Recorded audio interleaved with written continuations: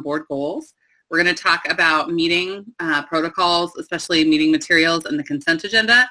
Then we're going to take a 10-minute break. We'll take a little break between guardrails and meetings. And then we'll do communication and talk about that for about an hour. And then we will wrap up with talking about the board self-evaluation. I've had 2 requests from board members to add things to the agenda. So if we have time, we should if we stick to schedule, but we also we built in extra time to make sure we had plenty of time to really talk through everything. So if we have time, Michelle's going to lead us in a portion about board elections and board leadership. And then Amy is going to lead us in a section around some of our decentering whiteness protocols. So those will be additions to the agenda. So that's the plan of the day. And all of the agenda that Rita and I brought forward are items. Yeah. Board goals. This is We're Amy. Actually, I wasn't really preparing to do that because my suggestion was that we do it the consent agenda. as a protocol for then we're going to take a 10-minute break. We'll take I'm a little happy to break do it another between time in a guardrails board and meeting or meetings. something, but And then since we'll we weren't going to have time to do it at the beginning of this, I didn't really for about an hour, and then we will. That's fine. All of the agenda items we're covering today were the main things out of our fall retreat.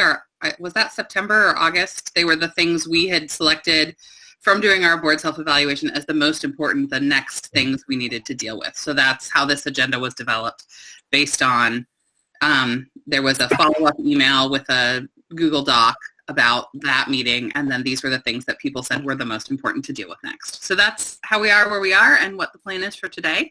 And so I'm going to turn it over to Rita to start us on the discussion of guardrails. Haley, could we do a quick icebreaker? Sure.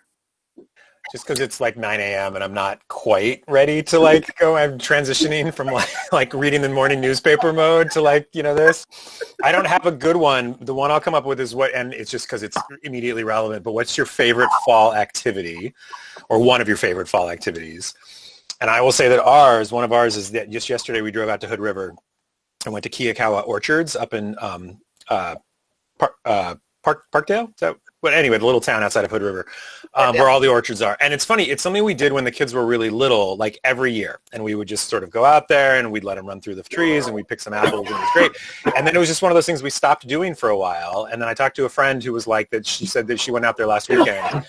They've got great COVID protocols in place and everyone is masked up, and you go through and we bought, 40 pounds of apples and we're going to make, all kinds of stuff over the next week. And so it just reminded me of this great fall tradition that had somehow fell off of our plate.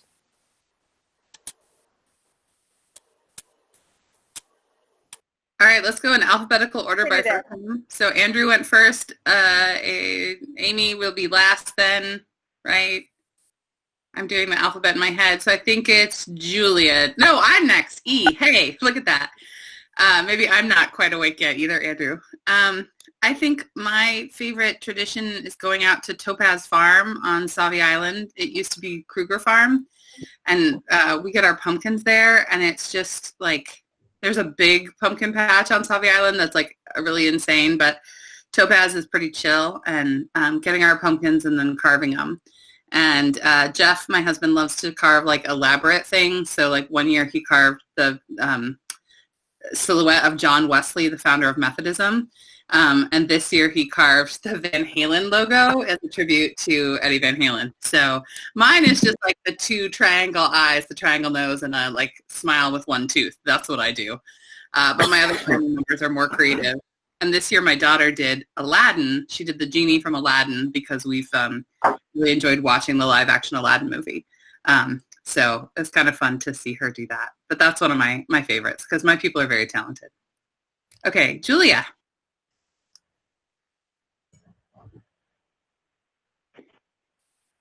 Okay, first, sorry, Andrew, that my printer was printing while you were speaking. I couldn't find my mute button, and I knew that was irritating. I'm really sorry about that.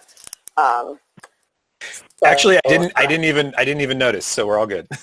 Okay, good. I was like, one more document to print out. But I was listening. My favorite fall tradition is just back to school. I love the rituals of everything related to it. So I'm hoping that there's a back to school this fall before it gets too far into the winter. All right, Michelle. So, excuse me, I haven't talked yet today. I last weekend went up and spent the weekend in Trout Lake in an unheated cabin on 20 acres that my friends own, and had an amazing time with friends of mine, socially distanced, at least 6 feet apart at all times. We did a burn pile, and we went mushroom hunting, and I came back to town on Sunday and went mushroom hunting again on Monday. So I really like mushroom hunting. I really like getting my mindset for the winter, like that positive winter mindset. Like it's just weather, you can go out in that. So anyway, I've really been enjoying being outside, watching the colors change and the chilly air, sweaters coming out.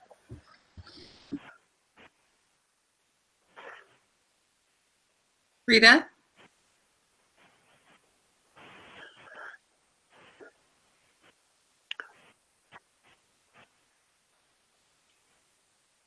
Rita, we can't hear you. Okay, am I on? There you go. Yeah. Okay, sorry. Yes, it's early. So I used to, when I lived on the East Coast, I used to kind of make a foliage pilgrimage to northern New England. I've done it a bit here, but the foliage is different. So it just reminds me of what I miss. So it's, I guess the ritual that I actually do these days is I convert my cooking to soup and stews and chowders. And been eating a lot of chowder and stew lately.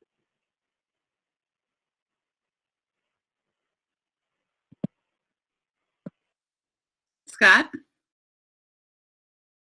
So I was thinking along those same lines of a couple of weeks ago when the weather turned. It was like, yes, soup is back on the menu.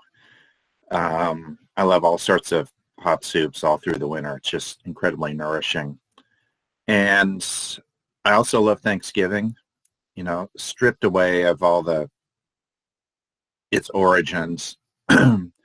It's just for us, we usually have a big Thanksgiving with a ton of people, and we give thanks, period. And that's just, it's just a time of gratitude for everything all the privilege we have, the family, just the basics that are important. And this afternoon, we're up in Spokane now at my son's, and he became a huge Seahawks fan and kind of brought us along, so we'll be masked up watching the Seahawks together this afternoon. Or as when Maggie was around, I'd make her watch football with me, and I'd say, Maggie, come on, let's watch grown men try to tear each other's heads off. She would laugh. It's a good description. Yeah. All right, Amy?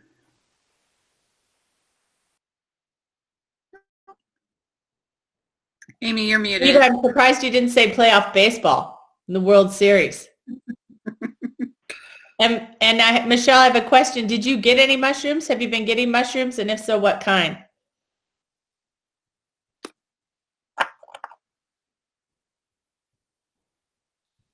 Michelle, I hear you.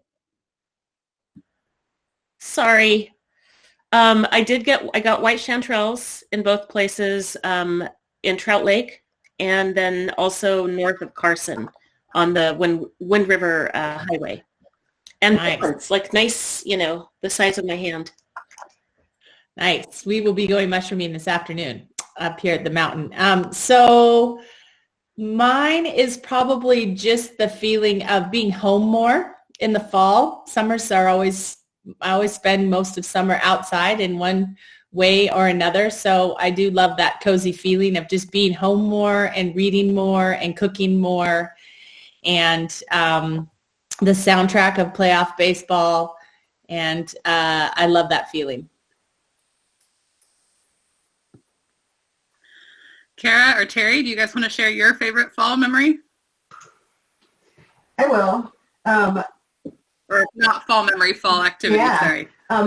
Mine is actually also going to, it's Columbia Farms at Savi's Island and getting pumpkins, which we didn't do this year. It made me sad. They're not open this year. But that's usually my favorite, and we take lots of pictures and just make a huge day of it. And also just getting out onto trails and seeing the leaves and feeling the crisp air and being outside as this weather changes. And soup. So all those things. You guys, good ideas. All right. That was a great idea. Thank you, Andrew, for getting us started that way. All right, Rita, are you ready to lead us on our discussion of the guardrails? Ready. I'm not sure I'd call myself ready at this point, but I will try. How much tea have you had this morning? What was that? How much tea have you had this morning? Not enough. So I will have to get up at some point and refill. And folks, I have not had enough coffee. I'm going to excuse myself. I'll be out of earshot for about 1 minute. Please go ahead. Okay. So before we start, Amy, you just sent me an email. Can I forward it to everybody? Okay. Sorry, I was muted. I don't think it's especially helpful, but Ailey reminded me that I had said that I would check in on other districts, and I have some things just in the recesses of my brain that I can share, but then AJ sent this to me yesterday. So you can see if, I don't know what you have planned, but you can see if it's helpful and certainly share it. Yes, I think it is helpful. I will be honest, I have not, I've had a few things going on, and I have not crafted any actual suggestions for guardrails beyond the one that I mentioned at the last retreat. So I think this email is, if I can find a way to, okay, Amy, could you do me a favor and just forward it to everybody? I'm having trouble with the Gmail this morning for some reason. Sure. Anyway, so let's start at the beginning, and we really have not talked at all about guardrails. So let's start with the definition. And this is coming from the Council self-evaluation framework that we used, and this is on page 9. It's their definitions of things. So guardrail, an operational action or class of actions, usually strategic, not tactical, the superintendent may not use or allow in pursuit of the district's student outcome goals. Guardrails are based on the community's values and are aligned with the vision and goals. They also have a definition for interim guardrail, a measure of progress toward a defined guardrail that can be expressed as a number or percentage. Okay, and then if you go to the same document, if you go to page 12, they have a few examples of guardrails.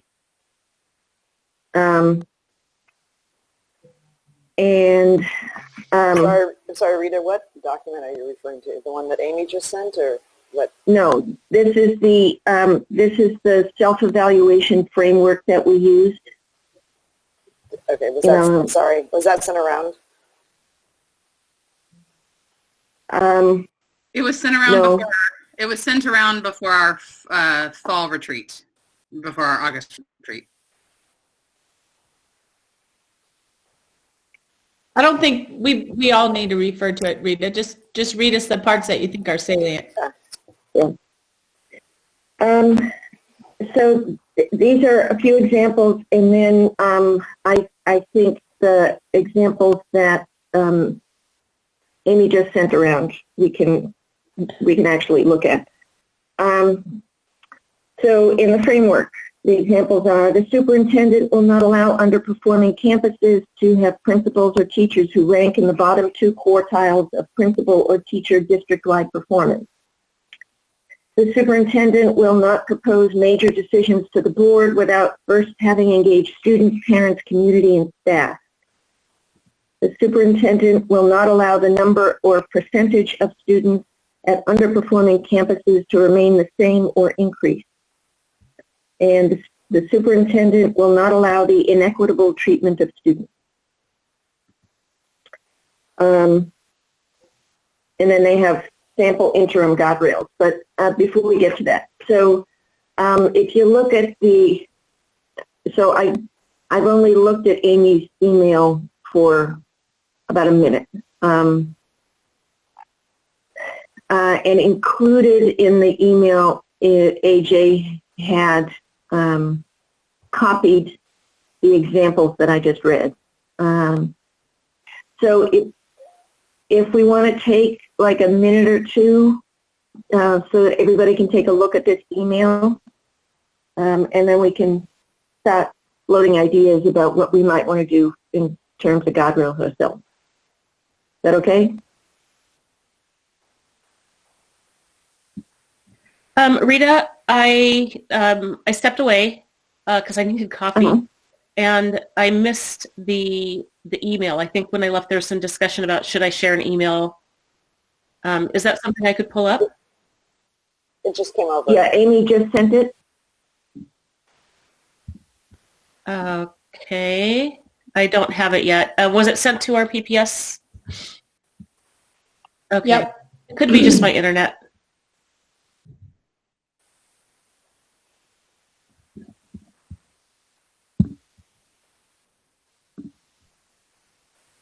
There it is. Thank you.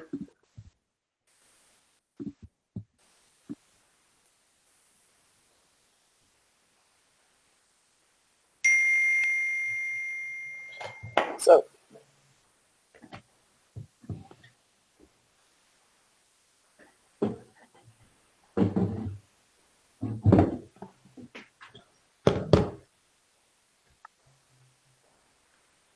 and sorry guys, I didn't know that I didn't really know about this part of the presentation other than that I had said that I would be happy to check in. So I guess there was a little lack of communication there, but hopefully it has some value even at this late stage. It's interesting.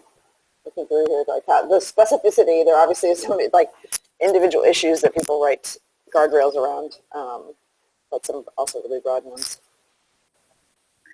And I think we had, kind of in our board self-evaluation in August had kind of hit on a couple that we had thought about, which was that we would want that around the goals was around disaggregated data. And so we can say something about, that I think it's funny that all of these are in the negative, which I get, but I also think like the superintendent shall provide disaggregated data to the board. I think that that's the nature of the concept of guardrails, though, which I agree, Ailey. This whole notion doesn't really resonate with me very much because when we look at these, I mean, they seem important, but they seem so random. Like there's so many things you could put, and it's like, how do you, I'm having a hard time latching onto the notion. Really, unless it's something much more universal. Yeah, it almost seems like... Well, I think the point is that... Go ahead, Scott.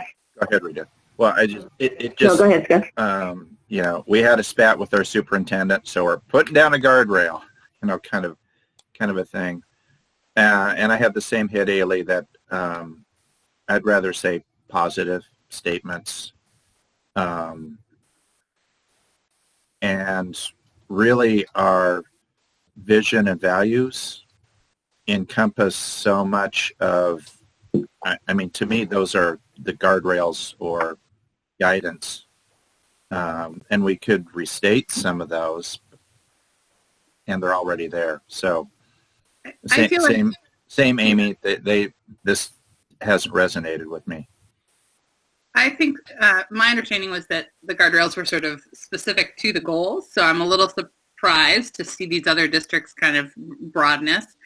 But I think, some of the things we've established as guardrails are, values we've expressed are around testing, right? That testing should not be the only measure of student success, that our belonging survey and social emotional health is vitally important as well, that we want disaggregated data.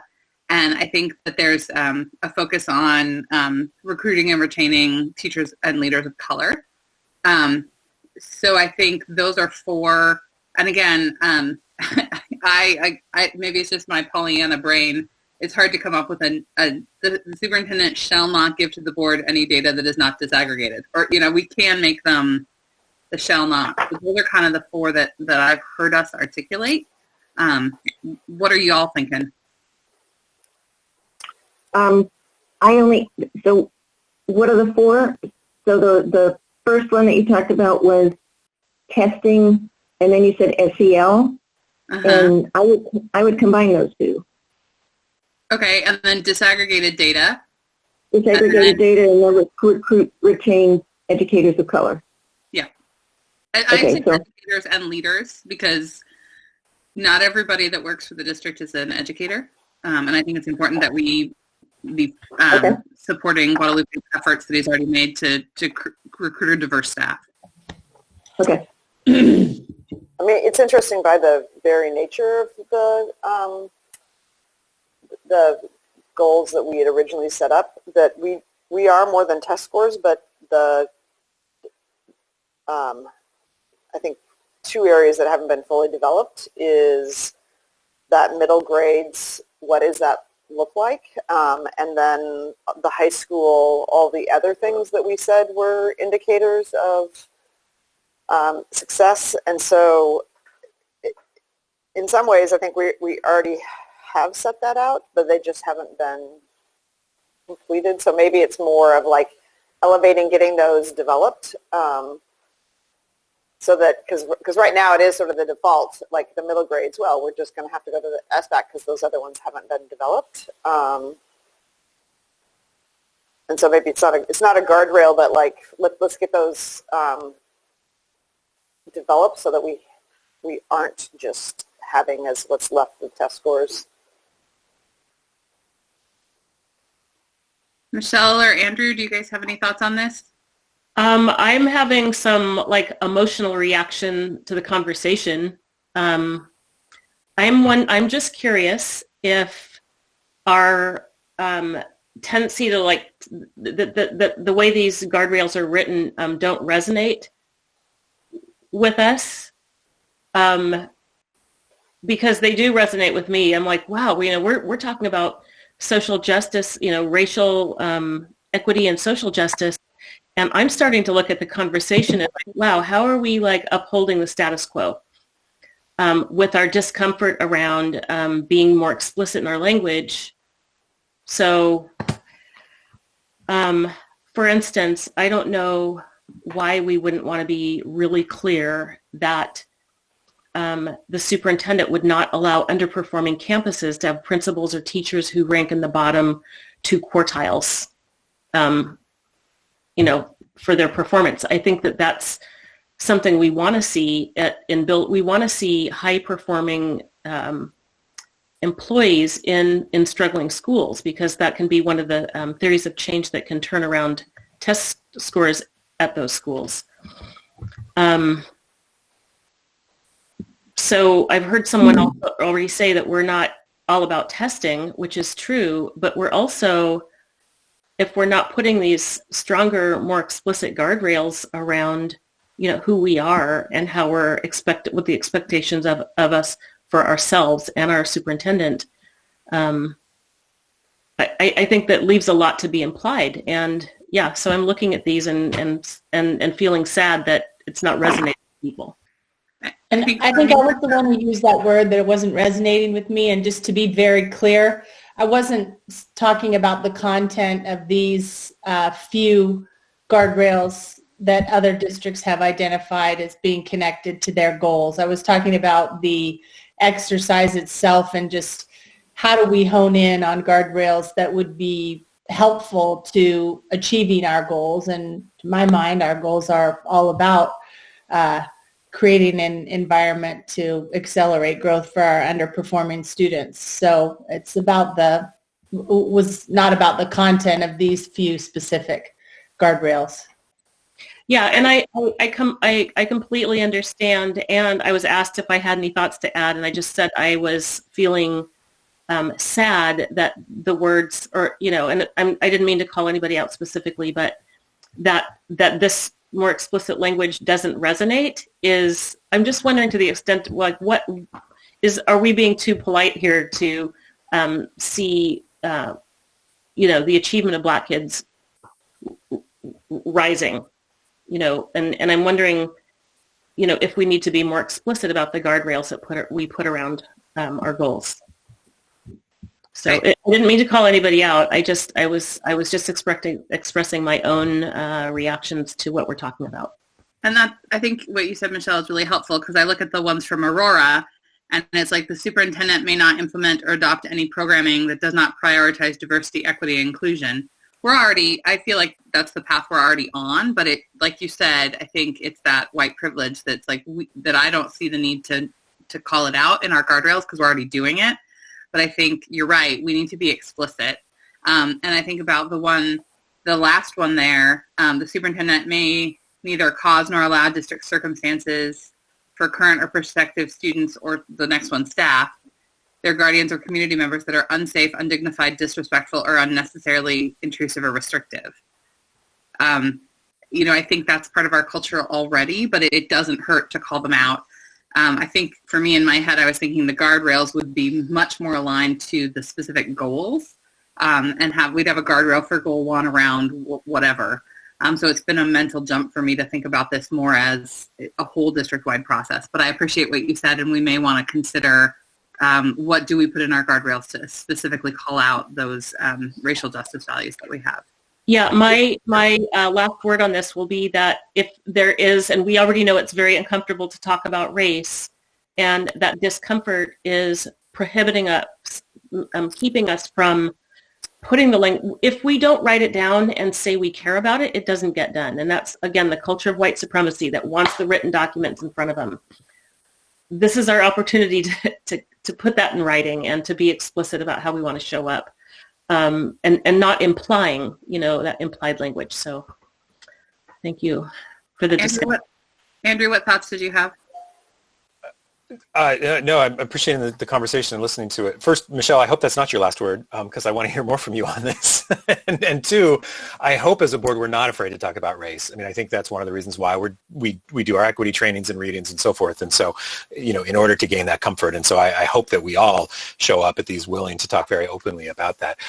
What's interesting about the conversation and hearing around sort of the explicitness, where I was coming from when I was sort of glancing through these samples was that I felt like we'd already incorporated a lot of these into our goals or into our policies or into other sort of documents. And so I agree with you 100%, Michelle. We need to be really explicit about a variety of things. But let's take, for instance, Black achievement, Black student achievement.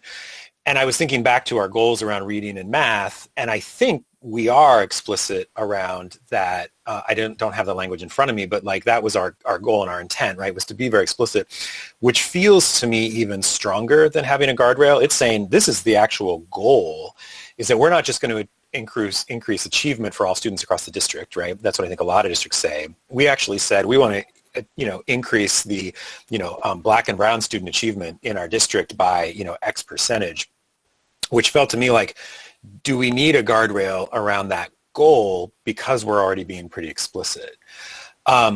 Whereas on the other hand, when we're talking about hiring, and again, these are just two examples of, there's dozens, right, we could talk about, but like the hiring, we've had that conversation, with the superintendent and his staff. I think we've gotten, agreement from them.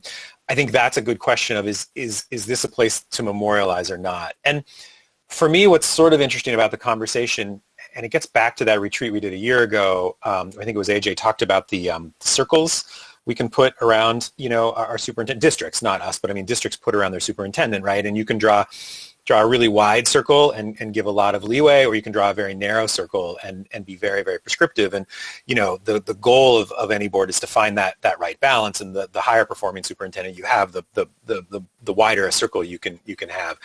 And I think for me, what was interesting about the guardrails reading through, these not all, but most of them felt like they were districts that were trying to constrain the circle, and potentially for good reasons. We don't know the history, right, of why these specific guardrails came in place.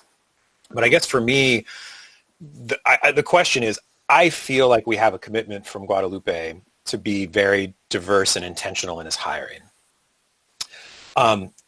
Do we want, and I think this is a good conversation for today, is there a benefit, Michelle, as you said, of codifying that, of writing it down, right, of being really clear? Because that's not one of our board goals, although it is actually one of our OSBA leadership, qualities. It's included there for this year. Do we want to be more explicit about that moving forward? And I'm like I said, I'm actually appreciating the conversation, because I don't feel strongly one way or the other. I can see some pros and cons on both sides of that.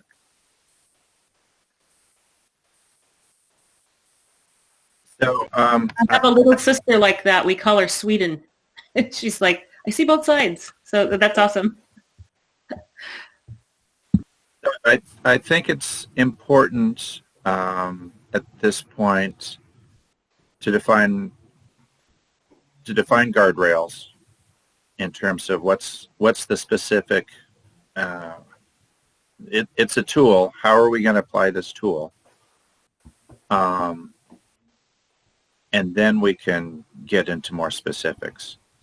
Because as Ailey said, she came in with the understanding that this would be something specific that we would apply to the board goals.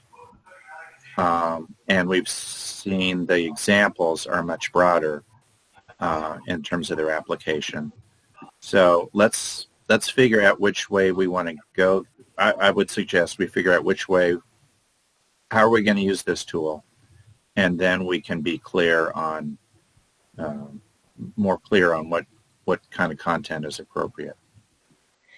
Scott, I think to your point, I'm just wrestling here with my own discomfort with how this notion fits in structurally, and maybe that's where my discomfort is. And Scott, maybe to your point, the question we should ask ourselves is, what are we missing? Like in the structure of accountability that we have right now with our board goals, with our vision and portrait of a graduate, and our developing strategic plan, like what do we feel like we're missing that these could help us with provide a framework of accountability that is missing right now?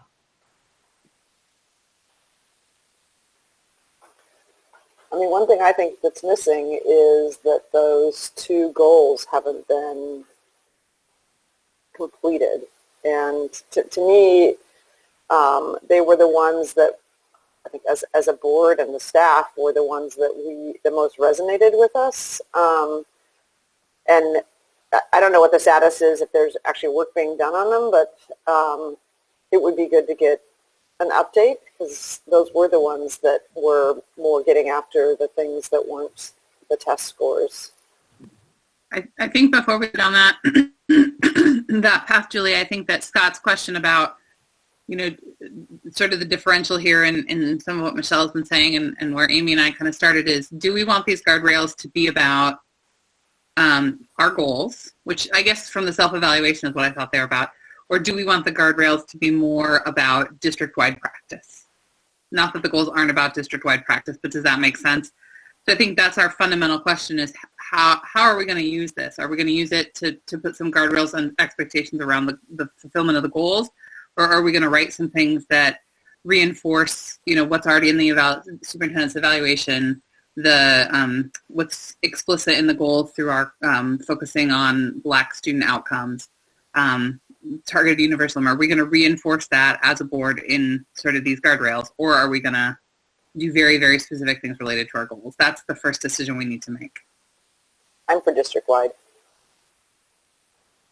Although, and maybe I'm just having a problem structurally with my brain this morning, but although if we're talking about district-wide, then what is our provenance there as a board? Like if we're talking about our goals, we own those. And we have the ability to monitor accountability on implementation of those board goals. But district-wide, what does that mean? Is it policy implementation? Is it a suggestion? Like, where does that live? Well, all of them start with the superintendent may not. And so since we are his employers, we can say, these are things you cannot do. And then that would be lived out in our, evaluation with him and in sort of our feedback to him throughout the year. Can I sorry. Really quickly, Rita, I'm sorry. Because I think Amy's point, though, I don't want to lose it, because I think what she's getting at is this question of board governance versus operations. And I'm a little surprised at what AJ sent, because these guardrails, many of them, not all of them, are very operational, right? You will not have this, principal at these schools, which, versus a goal of increasing student achievement at the worst performing schools, and then allowing a superintendent to decide the best way to do that. And I worry a little bit. I mean, is it best practice for a board to be jumping in and saying, oh, why did you put that superintendent at that school? We have this guardrail. Whereas maybe a superintendent has a very good reason, right? For doing that. And it kind of also gets into how do you gauge the performance of a superintendent? I mean, that's very, very operational. Now, that's just one example. Some of these others are more related to board things, but I don't want to lose Amy's point that as we talk through this, I want to make sure we're maintaining what I think we all agreed around best practice around board role versus staff role. Well, it's interesting, Andrew. Sorry, can I interrupt here? Because you were getting at what I wanted to say. So I want to go back to the definition of guardrail. This is the council's definition. An operational action or class of actions, usually strategic, not tactical, that the superintendent may not use or allow in pursuit of the district's student outcome goals. So this is, I think these guardrails are intended to be an opportunity for the board to weigh in on operations within a very confined space. So it goes to the idea of the circle. How much room for maneuver are you going to give the superintendent or not? So I think this would be an opportunity for us to provide some guidance around operations, still at a very high level, but establish some constraints on what the superintendent would be allowed to do or not allowed to do. Ironically, I was going to read the same sentence that Rita just read, and I think maybe when I look through the list of examples, I think the difference of when I'm kind of like, that seems maybe more, it's when they're actually getting into tactics versus strategies, and maybe that's the difference. It's still operational, but it's some of those seems like the one about the lesson plan seems like that's getting pretty tactical versus these bigger strategies. Maybe for me, that's the sort of where you're drawing the line. So the other thing frame that. I'm sorry, who was talking?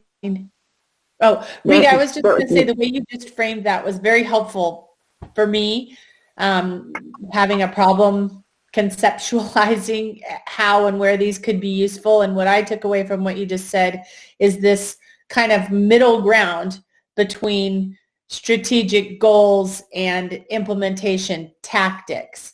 And that was really helpful for me. And that I think could be useful and could be, is an appropriate place for the board to weigh in. And also, Rita, I was going to just give you an appreciation for framing it the way you did, that it's a both and perhaps if we do the work front-loaded this way, we don't have to get into operations so often. We've got a general, request, or we've got a general request out there. We don't have to be involved in the day-to-day. If we can make our, make these guardrails part of the, whether it's the superintendent's evaluation or, expectations, I guess. So thank you.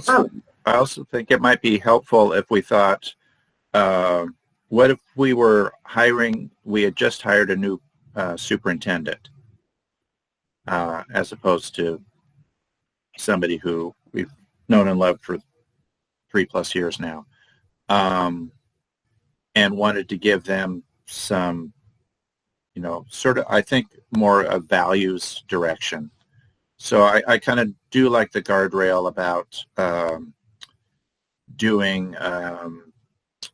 including people and processes before bringing a major decision. I think that's a good value statement for us to make. I think disaggregated data is a really good statement for us to make. So I can see I can see going along the lines that both Rita and Julia brought up. But I wonder if it would be helpful, and I'm not sure what our timeline is right now for today, whether it would be, now that we've sort of defined it, and I think there were a lot of nodding heads around that definition, so maybe we should check for consensus. And if we want to do some brainstorming in the time we have left, and again, I'm not sure where we are time-wise, or if we want to kind of take this offline and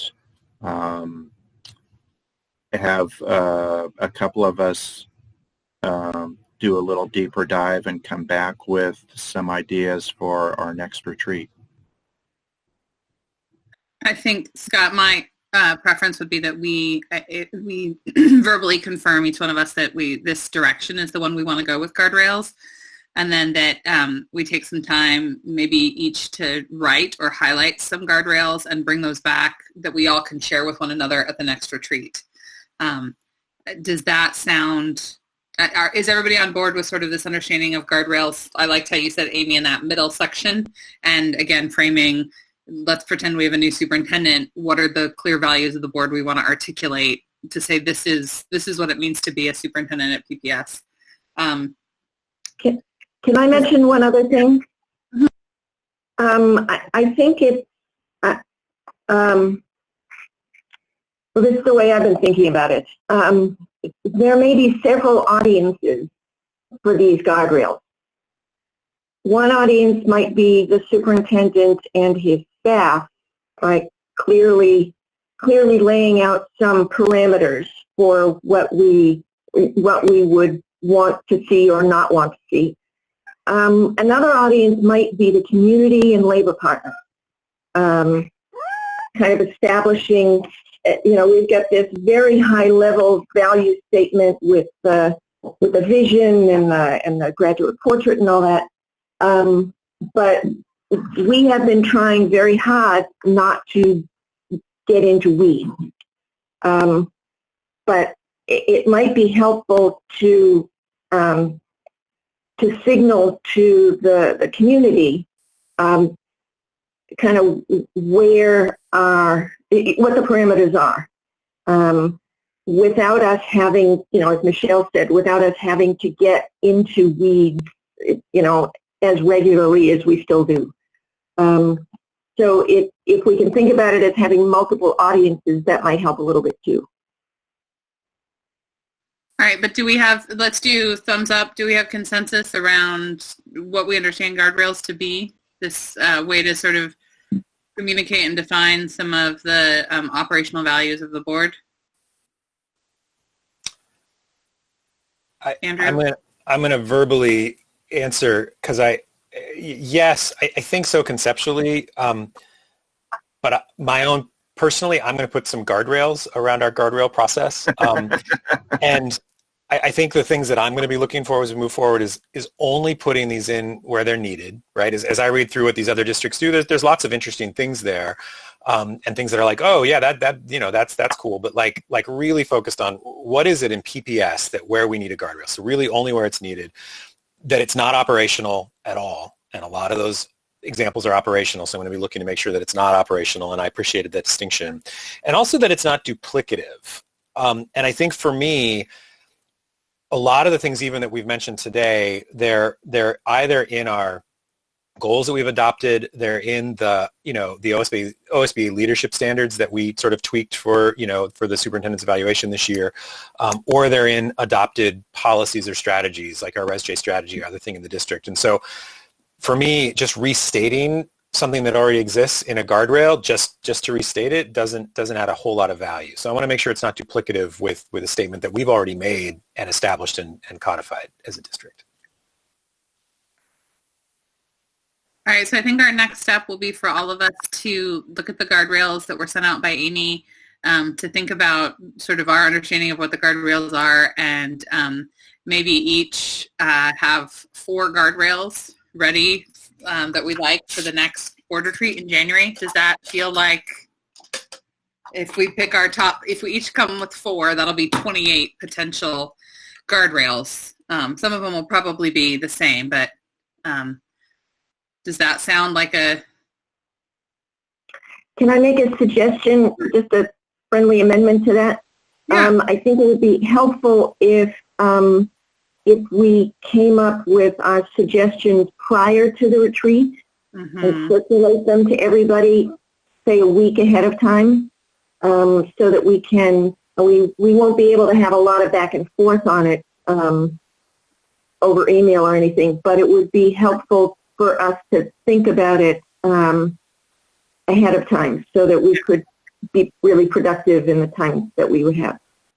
Julia, are you going to adapt to being limited to 4? So, no, that's fine. I actually was thinking that 28 is going to make staff's head explode. And so I was going to something along the lines of Rita, but maybe just a further refinement is that we have just like a half an hour check-in, so that we actually can like narrow the list. So maybe you have at a meeting, we have a half an hour like informal work session, I mean, whatever you want to call it, but just where people bring their 4 and you get like, hey, are there 8 here that we want to have a, longer discussion about? But coming in with 28, it seems like it would be good at least to have a short session where people come in and we narrow the list a little bit so that we can have a more substantive discussion. I'm going to hazard a guess that there's going to be a lot of overlap in our list. So, I agree with you. If we could, and we'll figure out dates ahead of time, but if we could have everybody develop their own list, compile, and then we will compile a larger list, and then we can sort of categorize them, break them out into, see if there are any patterns and that sort of thing. And I suspect we will be able to see that, so that we can then have a much shorter list of candidates. Michelle, what were you going to say? I was going to just recommend that we have a complete list to look at, and that we put tick marks, maybe not our initials, but a check mark next to our top 4, and that way we could see if there's any overlap. Because I suspect there'll be some overlap once we look at, is this an operational piece, or is this a guardrail? So it's just a way of moving forward to narrow down so we don't end up with 28. Right, so what I'm hearing is we're gonna take time. We're gonna take time to reflect on the guardrails ahead of our board retreat in January, about a week or so ahead of time. Each of us will submit to Rita our guardrails. She'll then send out an email to everybody with all of the guardrails so we have time to look at them. And then we'll maybe, if some of them are exactly the same or very similar, we can group them. And then we'll come back at our January retreat and do some further work on guardrails. Does that sound like what the will of the board is? I'm looking for nodding. Amy, you cool? Okay, great. So let's take, it's 9:56 by my clock. Is it cool, Rita, to take a 4-minute break till 10 o'clock to give us the time to get some more coffee or stand up, and then we'll come back and we'll start talking about meeting protocols?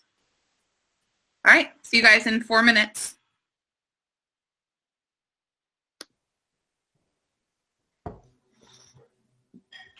Can you give me a thumbs up if you, oh, let's see, I can look at who's in the Jamboard.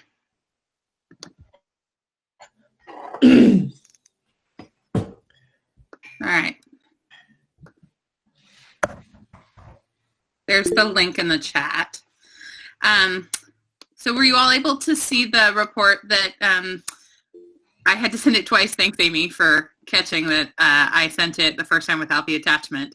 To see that report that Kara and Roseanne did about our time tracked for our agenda items. Okay, so I sent that out in an email. And we're going to just take a couple of minutes now to look at that report and go through the first 2 Jamboards. You can go ahead and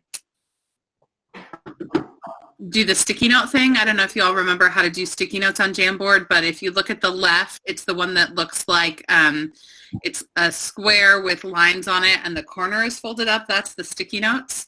So you just click on the sticky note and write what you want and then put it, you'll see on the left, there we go, test. Whoever did that, perfect. What does the report tell us? And then the next one is, does this match what we assumed or guessed about our time? And if you scroll to the next Jamboard, you can see what do you think needs to change and what do you think needs to stay the same about our use of time. So those first 2 Jamboards, we're going to go ahead and take, let's take 8 minutes to go ahead and go through those, look at the report, and then respond with sticky notes, as many of you are already doing. And then we'll look at kind of some patterns there. All right, go ahead and sticky note it up. And if anyone else, let me know. Yeah. Just to clarify, we're supposed to go through all 8 of these? No, just the first 2 screens. The first 2 screens.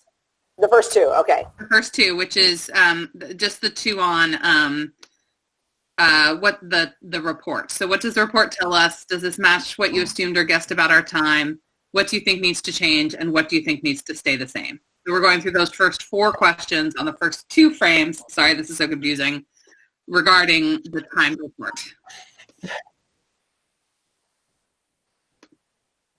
And we'll take 8 minutes to do that.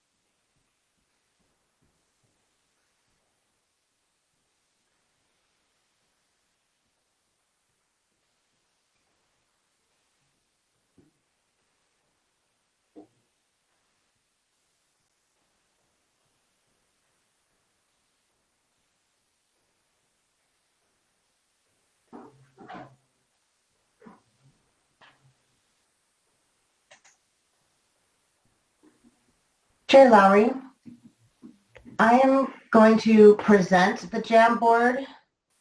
Oh, great. So that the public can see it. Perfect. Yes. Thank you, Kara.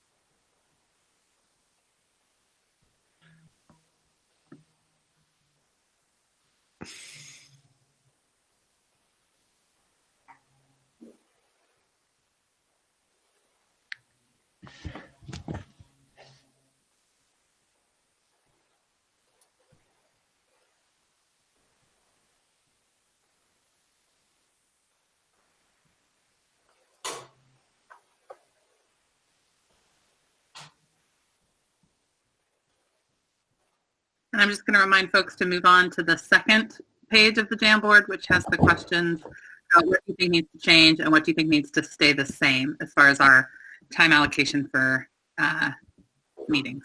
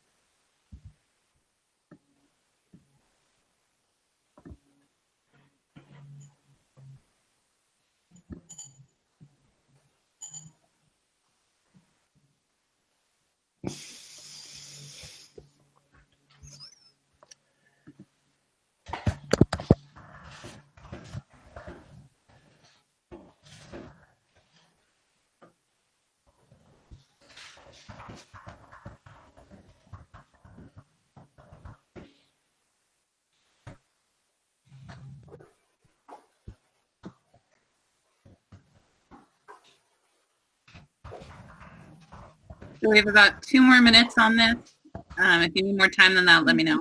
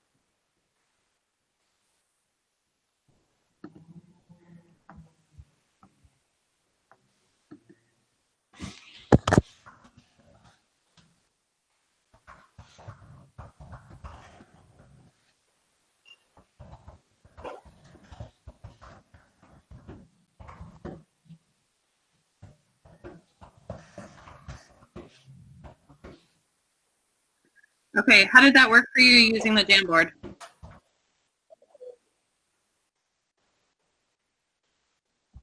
I like it a lot. I like it as well. I'm not sure there's a better alternative, but I think it's limiting just because it's a small screen and it's very, I don't know. It's hard to write your own and also be looking at what other people are writing, which I think a lot of times it's like, yeah, I agree with that. I don't need to write something. Right. I liked it because I think that's okay. Mm-hmm. Go ahead, Michelle. I'm a tactile learner, so I like interacting. All right. I thought it was when we do. Yeah. Go ahead, Scott. It's like sticky notes, except we can't do it in person. And I'm totally fine with having redundancy up there. I think that's part of the measure is seeing 4 of us say the same thing sends a message. All right, so let's go through and look.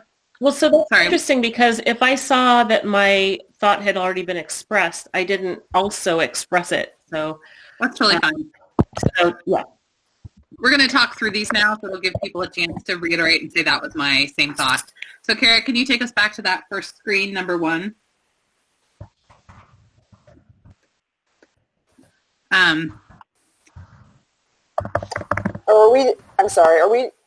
Just a point, are we doing this, let's see, sorry. I'm looking at my own little screen.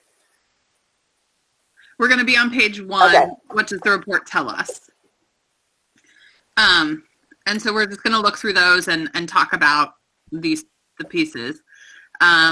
Proclamations galore, more time than I assumed, not enough time on student achievement, need more time for discussions focused on student outcomes, the discussions feel rushed, lots of time on ceremonial issues. I think we should have this as a regular report so that we can track our usage of meeting time.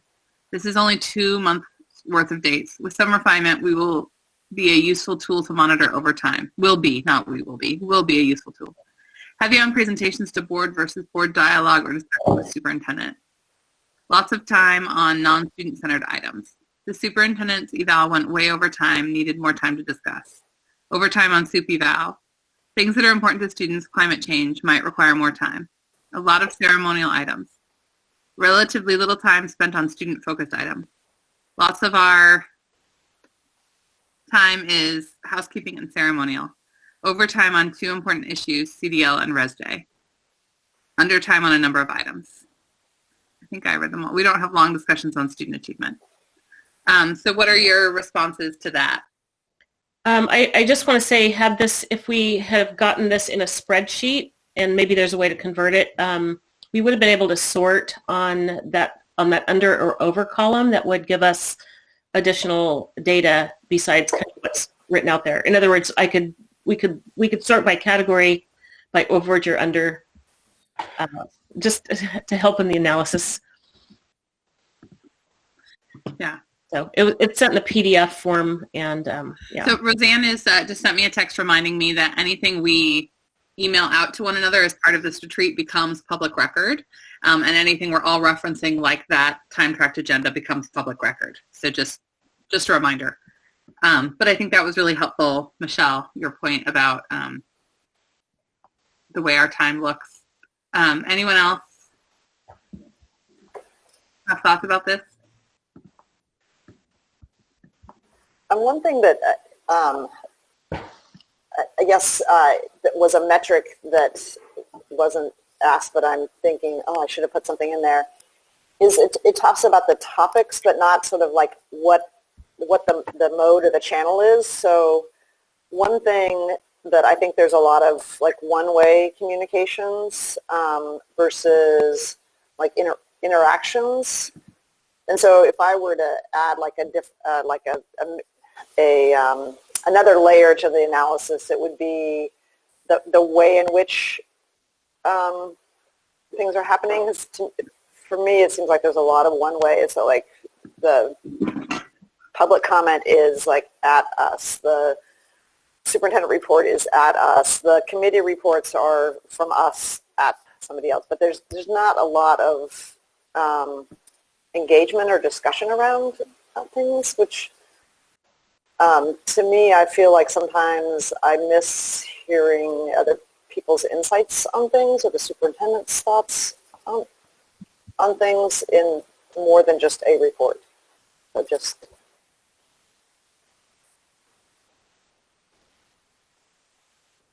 page of the Jamboard where the two questions are, what do you think needs to change and what do you think needs to stay the same? I'm skipping the second part of page 1 because we basically all just said yeah, or 4 of us did. I don't even know if I'm one of those 4. I can't remember which sticky notes are mine. So let's move on to that second page, the 2 columns there with what do you think needs to change and what do you think needs to stay the same. I'm going to go ahead and read out all of these because if people are watching, the public is watching, I think you're right, Julia, the screen is really small. So I'm just going to read everything we put there on their what do you think needs to change. Be more mindful in agenda planning on focusing on student achievement, right-sizing agenda topics, reconsider how we acknowledge important ceremonial items, equity lens used effectively for agenda items, proclamations are important or can be, but also take time away from other things, set more realistic timeframes for certain items, but don't just make every agenda item longer. I'm just going to make everything 20 minutes longer. Either more realistic time allocated for meaty items or limit our discussions. Better to stick with the agenda times if we can. Important work happens in committee. Would be good to move up those reports. Focus board meetings on students and what is within the board portfolio. Monitoring goals discussion on student achievement policy development. Create mechanisms for more inclusive conversation given constraints of virtual meetings. Monitor strategies that specifically address raising achievement for Black and Native students. How do we honor our ceremonial role but not let it take over? A Res J category for us to track that work. More time on student-focused items. Highly effective boards spend 50% plus of their time directly focused on student achievement. Consent agenda items are sometimes late or incomplete. Consensus on consent. Needs, and that's the consent agenda is our next series of Jamboards. Need to spend more time monitoring board goals. Reserve some time to better communicate on hot issues where there may be misunderstanding in the community. So as the board chair, when we do agenda setting, we often will say, how long do we think we need for certain items? And obviously some of the time we get that right, and some of the time we get that really wrong, like the soups eval. And so when we look at our under-over, some of that is all just fiction anyway, because it's staff and Scott and I guessing how long it'll take us to do something. And so part of it is when we put the agenda together, trying to create a balanced meeting so that we have enough time for certain things, but we also get through the other work we need to do. And so I've heard that here, a lot of this are things that I can work on as we try to really think, okay, we want more time, like Julia says, to have a back and forth conversation about something. How do we do that effectively? And I do think I'll just make everything like 30 minutes longer so we can have, super long meetings. I love that. Just don't add more time to everything. That's a great advice. Other thoughts about this, what needs to change portion? Ailey, just specifically on the timing, because I think there's a balance here, right? We're not going to get everything right. And actually, like consent agenda, we're almost always under, which is appropriate because by saying consent agenda could take 10 or 15 minutes, you actually build in a little cushion for some of the other items. So I think agenda building is an art as much of a science, and having items that you sort of routinely come under by 5 or 10 minutes allows other items that you might, go a little bit long. I think it's the outliers, right, that we really need to ask. And someone put up a great note here. Is this an issue of just, we should have allocated more time, or is it an issue that we as a board should focus our conversation a little more? And I think there's no right answer to that. Sometimes we need the conversation to go long. It's really important and impactful. Other times, maybe we don't. And that's just really going to be sort of us working together as a board to figure that out in terms of how much time we should be spending on the items. And as board chair, I really appreciate, there was the one meeting where I cut Rita off mid-rant and Michelle pushed back on that. And then I had some further conversations with the board and with staff and came to this place of, I'm going to try to hold us accountable to what we said at our last retreat about not repeating ourselves, not, talking longer than we need to, but also then trying to decenter white supremacy by instead of me being in charge of that, saying, is it the will of the board that we continue? Is it so? It's that I think facilitating is also that art and science sort of mixed together.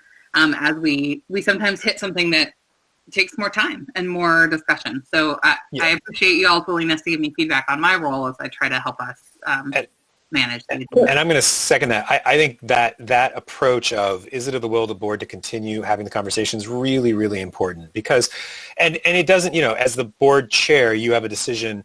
Are you just looking for a majority that wants to continue, or if 2 members want to continue, or even 1 member strongly wants to continue, is that enough? And there is judgment there, but I like that because it sort of makes it clear, like there will be times when I'm going to want to keep talking about something, and the rest of the board is like, we're done. We want to move on. And as one board member on a board of 7, we all have to find ourselves in that place. But I think that's that could be a really effective way of sort of getting the consensus. Now, and I want to pop in on that too, because it's a way of showing respect for one another and the time that we're giving to this endeavor, to really try to gauge. It's really hard, I think, but to really try to gauge, like, does everyone feel like this is useful? Because let's be honest, I mean, we all feel like there are times when we're being bludgeoned, and we all are sometimes the bludgeoners, just grandstanding or talking about something that's not necessarily germane to moving along the business at hand. And that's not respectful of one another's time. So again, super, super hard to gauge, and it mostly falls on the chair to mediate that. But I think we should always try. And I think we should keep in mind that, it's a privilege to have the time and respect of our colleagues, and we need to be thoughtful about it. And I'm going to continue trying, and I'm going to continue to make mistakes as chair. And so I hope y'all will say, hey, Ailey, that didn't work. Or, every once in a while say, hey, that was good. So I learned the other way too.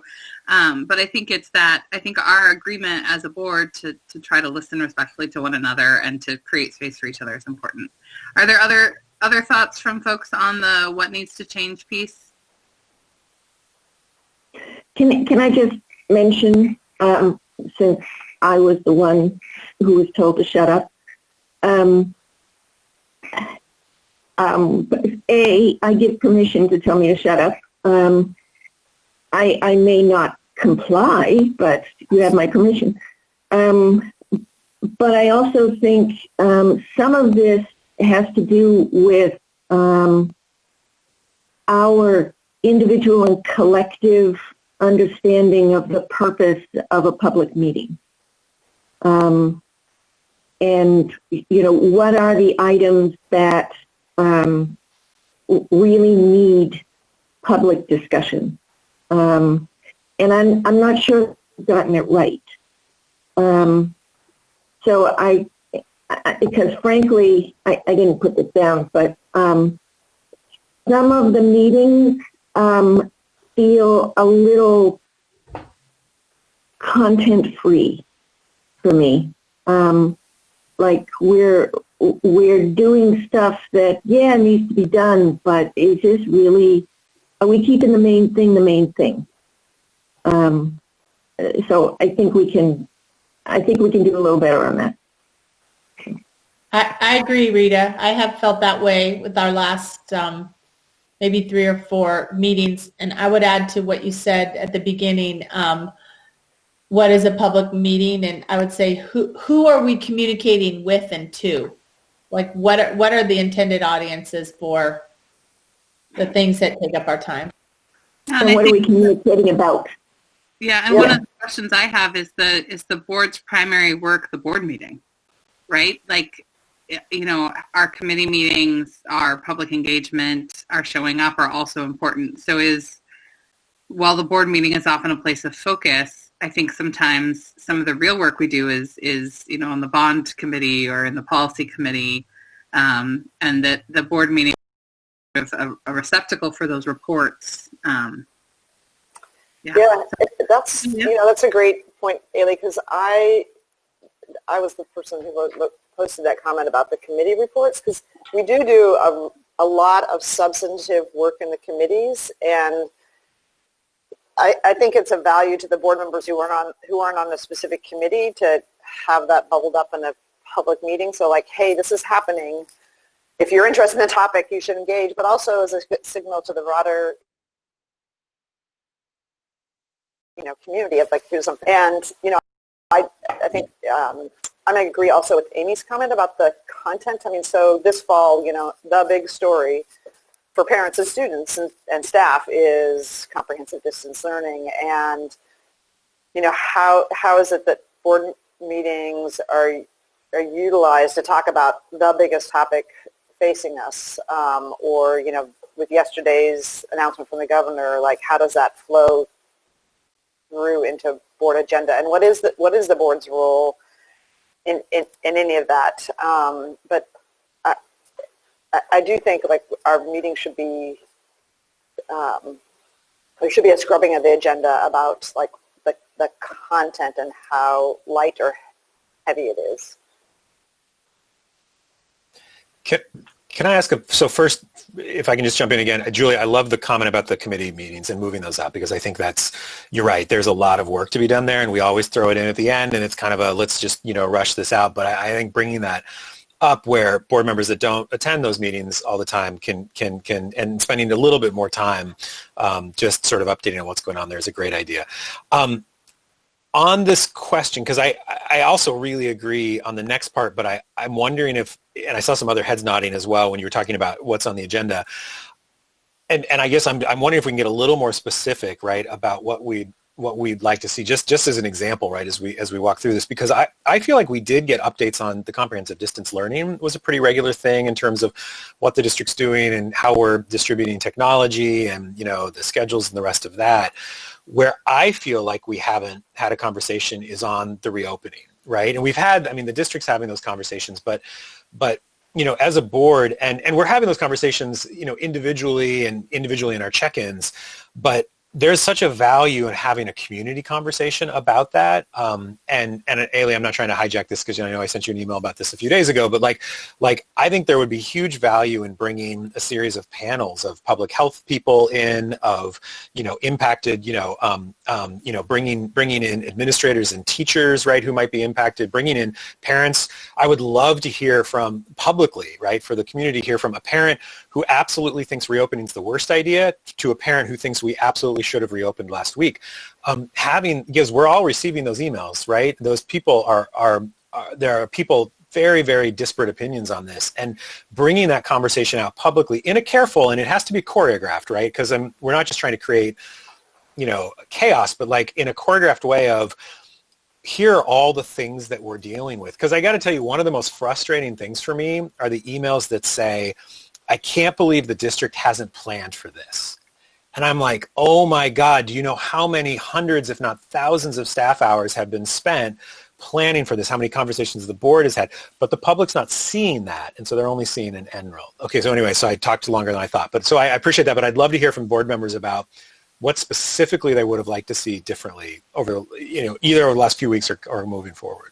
All right, so I am going to direct us on to the what we think needs to stay the same, and I think we can, as part of this conversation, incorporate some of what we would like to see in the future, if that's cool, rather than... Can I answer Andrew's question?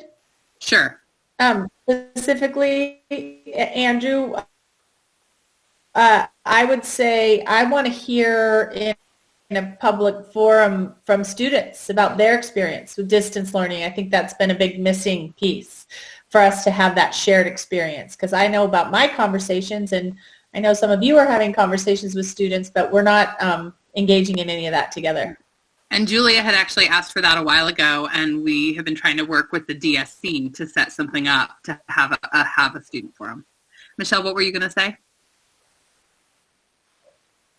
Yeah, I also appreciate what Andrew just shared, and that's that it would be helpful. I've used this strategically in public meetings to provide a place for people on either side of the spectrum to give voice to either their own experience or I don't know, I think it'd be very helpful for us to hear from members, other stakeholders, whether that be, families, students, administrators. I don't know that any stakeholder is really super thrilled, but it does help us sometimes to hear from people that think differently than us. All right. So what I'm going to have us do is move on to what do you think needs to stay the same. Have us have a little concluding conversation about this, and then I'll give us 20 minutes to do the Jamboard on the consent agenda, and included in that is a 10-minute break. So take a break, do the Jamboard, and then we'll come back. Does that sound? So we'll finish up this topic and then roll to that, because I said we'd take a break at 10:30. Is that okay for your schedule, Julia? Okay. I said we'd take a break at 10:30, and I want to honor that. But we're going to push it back a little bit. Okay. What do you think needs to stay the same? Continued focus on staying on schedule, continued fidelity to not having horribly long meetings. I want to know what the definition of a horribly long meeting is. No exec sessions after meetings. Right. So my question about that one will be, does that include study sessions? Prioritizing everyone's input and deeper conversations. We should seek out input from community members, which I think that's in line with what you said, Andrew and Michelle, just now. Focus on students, focus on student outcomes, community input, no discussion on consent agenda, and the study sessions. So responses and thoughts on those things, and then answer to the one about the exec session.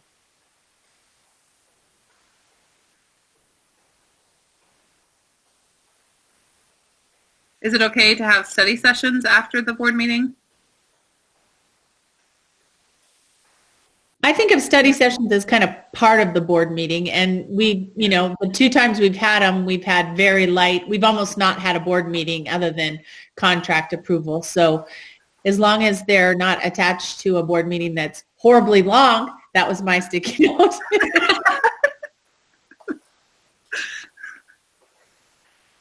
I found them useful so far, and because we have tried to keep them focused. As we can see, the one on dyslexia went a little bit long, but I think we've given pretty clear direction to staff to be focused in the presentation and allow time for Q&A. And I think that's I think it can work as long as we maintain that. I think if we start having sprawling board meetings that go until 10, followed by study sessions that go until midnight, I will be less happy. Yeah, and there's been sort of an intentional. So the first board meeting of the month, we're trying to have any exec sessions we need to have before that to hear complaints or deal with bargaining or real estate or all the things that are exec sessions, and then have the study session after the second board meeting. So we're trying to make the first board meeting a little heavier board meeting and the second one a little lighter so that we have time to get to the study session. That's the strategy there. Because like Amy said, we think about the study sessions as part of the board meeting as a chance to get more learning, more conversation in about some of what's happening in the district. So I think trying to be, the study session idea was trying to be responsive to some of what you all have just raised about how do we learn more deeply and engage more fully with what's going on in the district. And I would like to give a shout out to Nicole, who did our climate change study session, who used a Jamboard with us, which is how I learned that Jamboard's a thing. And it's free on Google, just like a Google Doc. So any of y'all can make a Jamboard and use it. So we're actually applying stuff we learned in our study session to our board retreat, which is pretty cool. I love the study sessions. I think they center us on our work. And plus it, I think, models the behaviors that we say that we want in the whole organization, which is a lifelong learner. So really appreciate that opportunity to go take a deeper dive into an issue just to better understand when we're being asked to make decisions or vote on things that relate to topics that we actually have a deeper understanding of them. I agree. I would like to see our study sessions framed in terms of our board goals. So if we look at our structure being, we set these board goals and it's up to the superintendent to determine the strategies that he's going to implement to meet our board goals. I'd like to see them framed in terms of these are the strategies in service to, 1, 2, 3, and 4. Okay, I want to talk about the study sessions too. And I think, I like them. I think they give us insight into, especially now with the distance learning, seeing what a distance learning lesson looks like, I think has been hugely helpful. I mean, for those of us who don't have kids currently in school, it's been really helpful. I think longer term, I do miss the opportunity to talk about I mean, what we've been doing is sort of experiencing some of these elements. You know, we had dyslexia, we had climate, and this is what it looks like for students. I think it's great, but I also eventually would like to have an opportunity to talk about, I guess, what Julia said, like, or somebody said, like, what is the board role here? What is it that we need to understand? What questions do we need to be asking about how does this topic relate to the bigger picture? I think this, yeah. So I'm imagining that the study sessions might evolve over time, and yeah. Anyway, there you go. All right. Anything else before we move on? I said it was consent agenda, but I'm wrong. Our next thing is about meeting materials. So if there's nothing else on this, I think this has given us a lot of good place to focus on agenda setting. Our next section is on meeting materials. It's Jamboard frame number 3. And the 3 questions are, what is your preferred working style? What do you need? Sorry, I added an extra word. What do you need so that you can do your work as a board member? And what would acceptable exemptions to the materials time? What would be, I did not write these questions well. What would be acceptable expectations to the materials timeline we established? And I also misspelled materials. Okay, so that's number 3. So if you put that on, and we're thinking about, there's been some comments from board members about having Thursday be a drop dead deadline. Scott has said he wants things, 3 weeks in advance? Just teasing, I think he said a week in advance. So this is to kind of say, like, you know, for me, getting stuff last minute is fine, but I know it's all about how our working styles, our maybe schedule availability. So we're going to try to collect some information to think about how we set a sort of expectation around board materials. So we're going to give everybody to 11. That's 20 minutes. So during that time, put some sticky notes on this and then get up, take a break, get some more coffee, whatever you need to do. Does that sound good? So only on slide 3? Is that only slide 3? That's okay. Slide 3, the only one we're doing in a 10-minute break. Okay, see you guys at 11. Haley?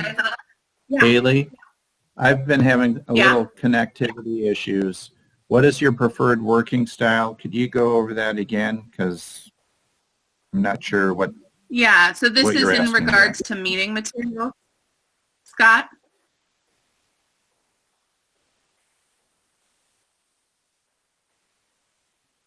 Are you there? I just, I'm going to, for the public, I'm going to just tell you that I'm going to go ahead and call. I'm going to call Scott and describe to him what I just said about how this all pertains to meeting materials. Okay, thank you. Is anyone else having trouble getting the sticky note to activate on here? Amy, you're probably on the screen versus your own Jamboard. Oh, gotcha. Thank you. Thank you, Julia.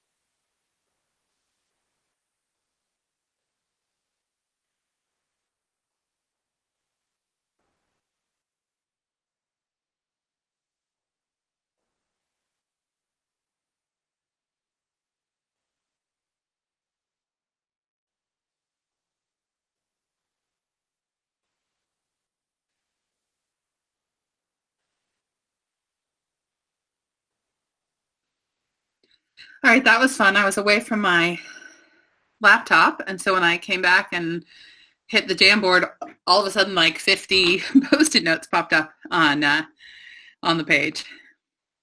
Looked like you all just posted all at once, so that was kind of fun. We did.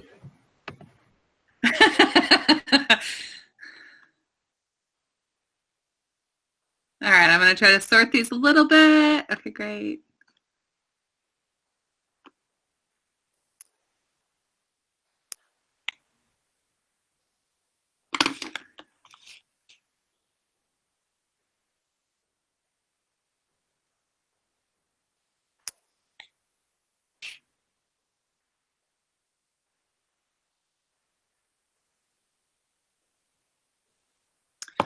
Okay, it is 11, so we're going to go ahead and start back up. I'm going to start with the preferred working style one and just read those out. Again, I'm trying to make these so we can see, I can see all of them. Okay, preferred working style. I'm going to start with mine, which is this pink one here. I prefer to read all my packet ahead of time and make notes, but ahead of time for me is Monday. So that's my preferred working style. Many questions can be answered before the board meeting if materials arrive on time. So it's obviously someone that wants to have time to ask questions. Thursday packets is fine. For most items, the Thursday deadline is fine. Have them ready on Wednesday, Thursday so they can be reviewed. I learn a lot from staff and community expertise or from others who have different experiences, viewpoints from me, and I put that into board work. Great, that's awesome. Share all board questions to staff and all staff answers in a centralized place. Re-agenda items. That's a great idea. Ideally, like a couple days to mull, be able to ask questions, etc. My reality has been last minute. I think that's reality often for people. Page numbers, exclamation mark. I'm going to guess in my head who that one was.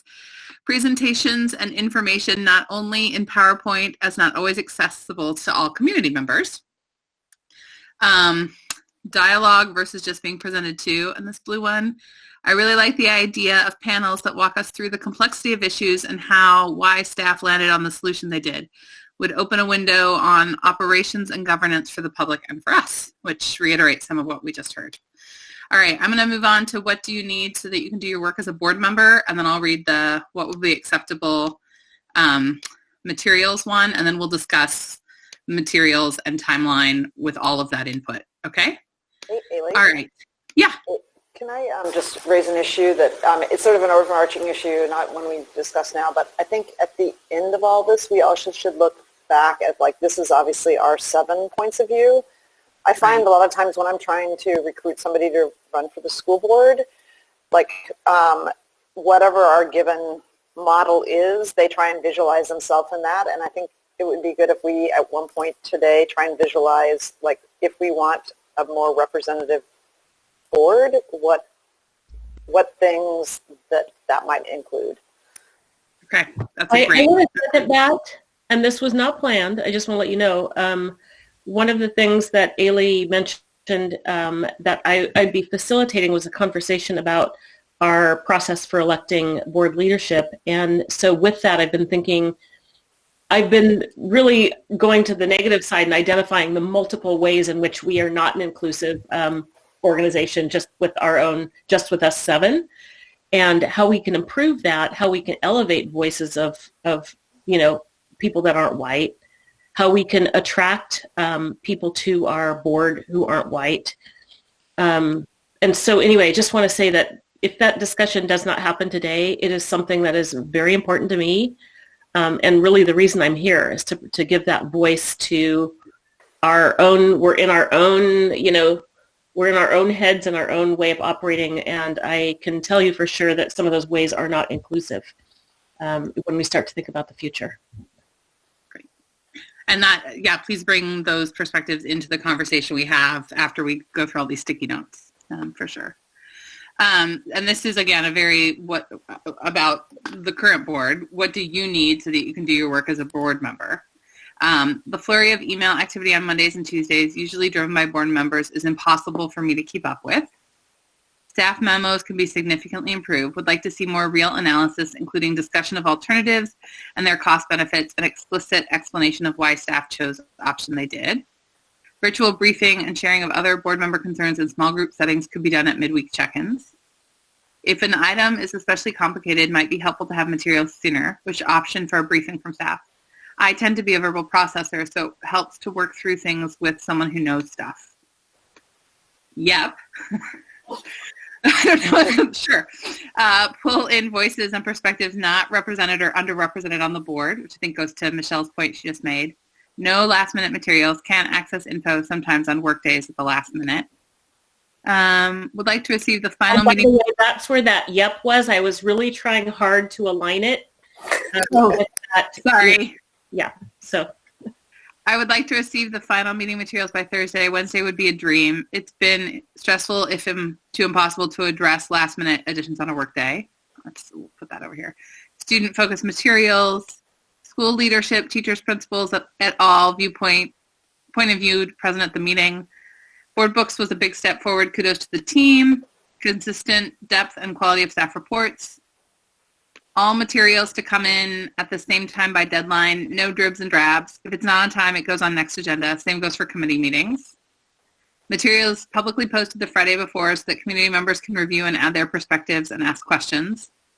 Board books has been a huge help for me in accessing and processing all of the info needed for our meetings. Thursday works for me. More time would be better for the community. Okay, so that kind of gives us a sense of, I think, both what we as individuals need, but thinking about some of those community pieces. And then what would be acceptable exceptions to the materials timeline we establish, critical events we need to respond to in our community or world, like Andrew's idea of panels, so we get a diverse set of viewpoints. I think I'll pop that over to this one. Yeah, that should have been on. I wrote that one. No, you didn't. That was mine, and it's actually in the wrong place. Sorry. Thanks for moving it. We're navigating Jamboy together. So, legal issues. 3 exceptions for me. 1, significant issues that arise late and require immediate action, e.g. ridiculous ODE deadlines. 2, occasional mistakes on issues that are time sensitive, e.g. field trips. 3, and sometimes we have to understand that staff have to prioritize other work over district presentations. Let's see if I can make this sticky note bigger. Nope. It'll make the font bigger, but it won't show all of it. Sorry about that.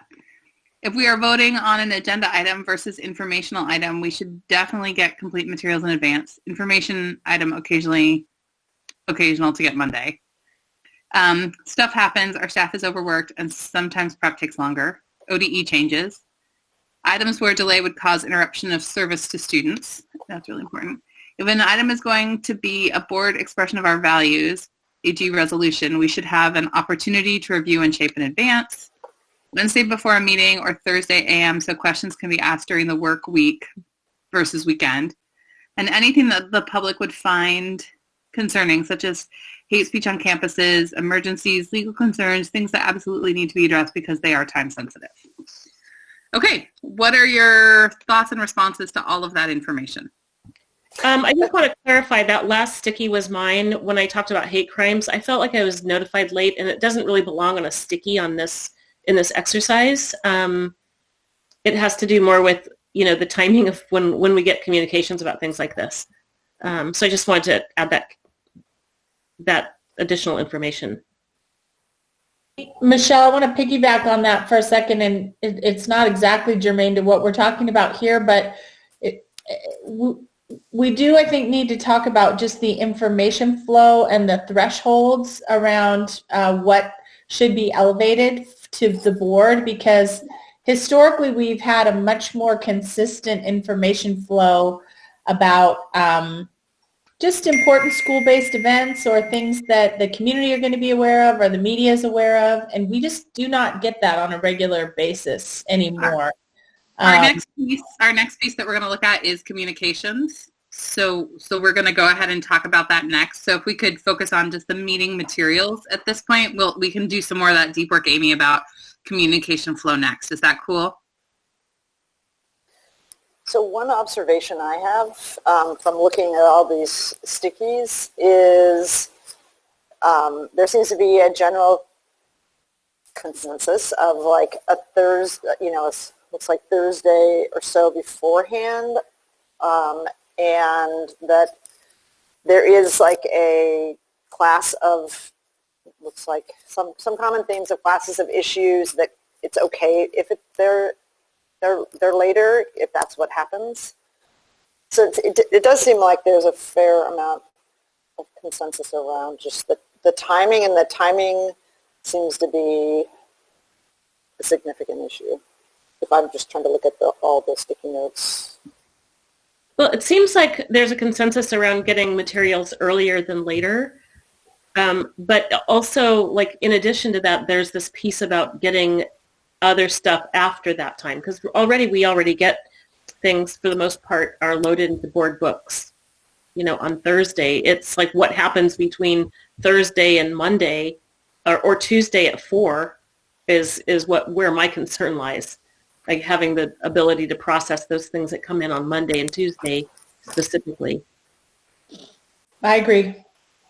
Yeah, and I guess that's what to me, my thing is like, there's no way at a certain point when my work week, sometimes when my work week starts, there's no way I can chase things, or even like I'm not looking at board books to know that something new has been entered, or I print them out all the time. And then, because what I find is when I get jammed, then there's a flow from that, okay, then I'm sending a flurry of questions to staff, or a question, late on Monday or like on Tuesday morning, and they're like doing other stuff trying to get ready for the board meeting. And so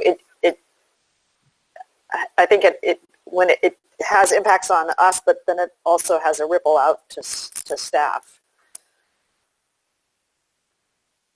So I think we need to distinguish that we are currently in extraordinary times, and our staff were already overworked in normal times as they've been rebuilding the system.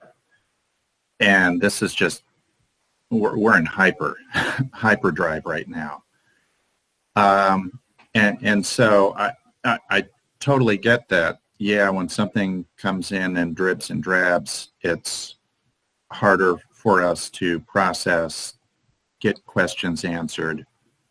And at the same time, it's like with everything, our whole country is stressed out right now along, the uprising, along COVID, along the economy, along any number of lines. But we're hyper stressed, and we all need to cut each other some slack. And it's not ideal. It sucks on all sorts of dimensions. But I see in the stickies the push and pull along that line of what's best, but what's real, what can we expect, and that's just where I land on this, is that it's not ideal, and everybody's doing the best they can and working incredible hours, and we just got to roll with it. So that's just my personal take on things right now. I think it sounds like, we do want stuff on Thursday that all of us would like time to prepare and read and ask questions and really do our work as board members, engage with diverse community voices, check in with our people to just kind of see where things are, especially on some of the bigger, meatier topics. And that we also understand that these are difficult times, and that there are things like legal issues, or as Michelle pointed out, things that happen that we need to respond to. Is that sort of the general sense I'm hearing from everyone? Yes, and as Scott just said, let's give everybody grace, including ourselves. This is a crazy time right now. Nobody's happy. Give grace. I agree. Be Both graceful. Scott and Michelle, I think that's really important. And just to piggyback on that, there's also a little bit of a contradiction that I'm hearing from all of us as board members, that we want materials, on time so we can prepare for the board meeting, which is 100% rational and the way, it should operate. But we also want to be brought in to, key decisions and conversations that are happening, so that we're aware and involved in that they're happening in board meetings in real time. And, what I generally see that comes late is usually when the superintendent and staff are trying to bring us in on something that literally is in process. It is something that they are working on from an operational perspective. And so, yeah, it wasn't done on Thursday because they're literally working over the weekend to try and figure out how to get the messaging out to students and how to open or how to do these other things. And then they're coming to the board meeting, they're giving us something on a Monday or a Tuesday that says, hey, we want to update you on this today, but it's very last minute. And so I think we need to be a little bit thoughtful about if we really want to adhere to very strict guidelines. And I actually, some of this I appreciate. If it's not ready by Thursday, it can wait 2 weeks.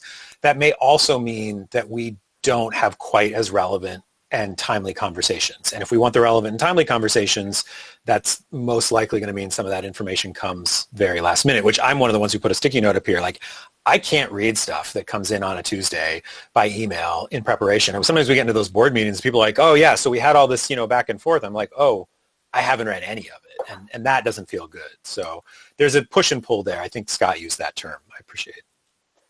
Yeah, and I just want to piggyback on Andrew's comments, because I do think this goes to the trying to think of it as a broader, like, other people serving on the boards besides just us. Because when Ailey first at the very beginning said something like, Monday's my day, and I'm like, Monday? Like, that's like the worst day for me. Then I'm like, oh yeah, we have different work weeks and different work hours. And, I just thinking of that. So like for me, Tuesday is sometimes like, I'm with you, Andrew. I'm totally chasing, email chains about things, and then I'm asking something that's already been asked, or yes, I'm just agreeing with you wholeheartedly. Like, there is a push and pull, but I think we have to realize that Tuesday is like excludes people from the conversation if things come in that time, or we just may have a slower board meeting because it's getting processed at the board meeting versus getting an easy question answered. Sunday is my big work day, Julia. So yeah, right, that's what I realized. It's like Monday, but then it's like, of course, like your work week peaks on Sunday. Yeah, well, like today after this retreat, I have to go back up to the church building and finish preparing the space for our big All Saints worship. So, Saturday is kind of a big day of getting everything ready for Sunday, and then Sunday's the big day. So Monday is when I normally look at the packet earlier, but Monday is when I really have mental space to really dedicate to focusing on it. Are you sharing that Monday is your Sabbath? It's not my Sabbath because I end up doing school board work. I try to take Friday as my Sabbath, but that doesn't always happen either. So I try to take one every week, but it does not always occur. So what I'm hearing is that there's some consensus here. Any other thoughts about this and the meeting materials? Can I just mention, I think some of this may speak to what we're doing in the meeting, like what we're focusing on, and there may be other ways for communication of information and issues to the board besides a regular board meeting.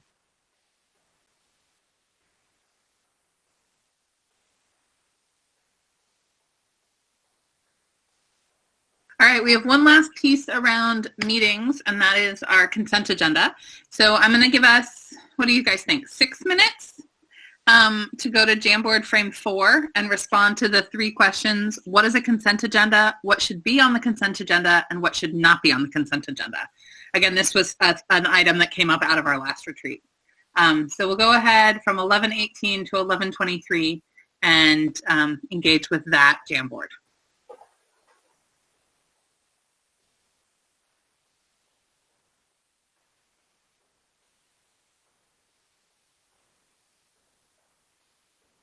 I'm sorry, Ailey, we have 5 minutes? Do we need longer than that, Julia? No, I was just clarifying. Yeah, 5 minutes. So we'll go to 11:24.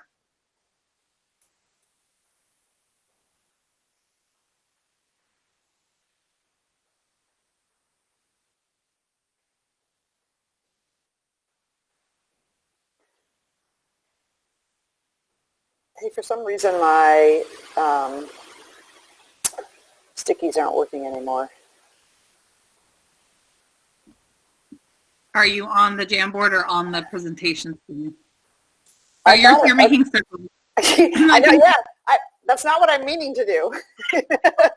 I think you're on the circle shape instead of on the square shape. Yeah, I thought I was okay. I think I'm back to normal. So somebody can erase those circles. That was like not. That doesn't mean anything. Yeah. It took me figuring out how to create these. It took me a long time, and I wanted straight lines between each column, but I couldn't figure out how to do those. So I was able to make ovals. So there you go.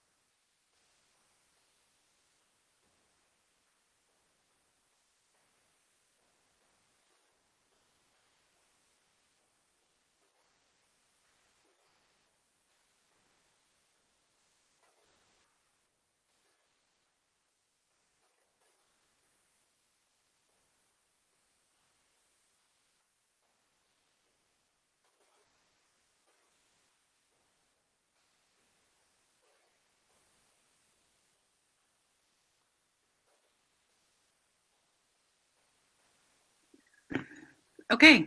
I'm going to go ahead and read through all three of these, and then we can have a little chat about what we think the consent agenda should be. I'm just moving things so that I can read everything. I'll try not to move your agree, Michelle, off what it is on. All right, what is the consent agenda? It's our bread. And, oh, your agree. Sorry. It kept getting moved. I was like, no, I want it. I had some whoever's agree it is. Issues, so I didn't contribute to this part of the conversation as much as I would have liked. Well, we'll talk about it after, so hopefully you'll have some time to share your perspective then, Michelle. Routine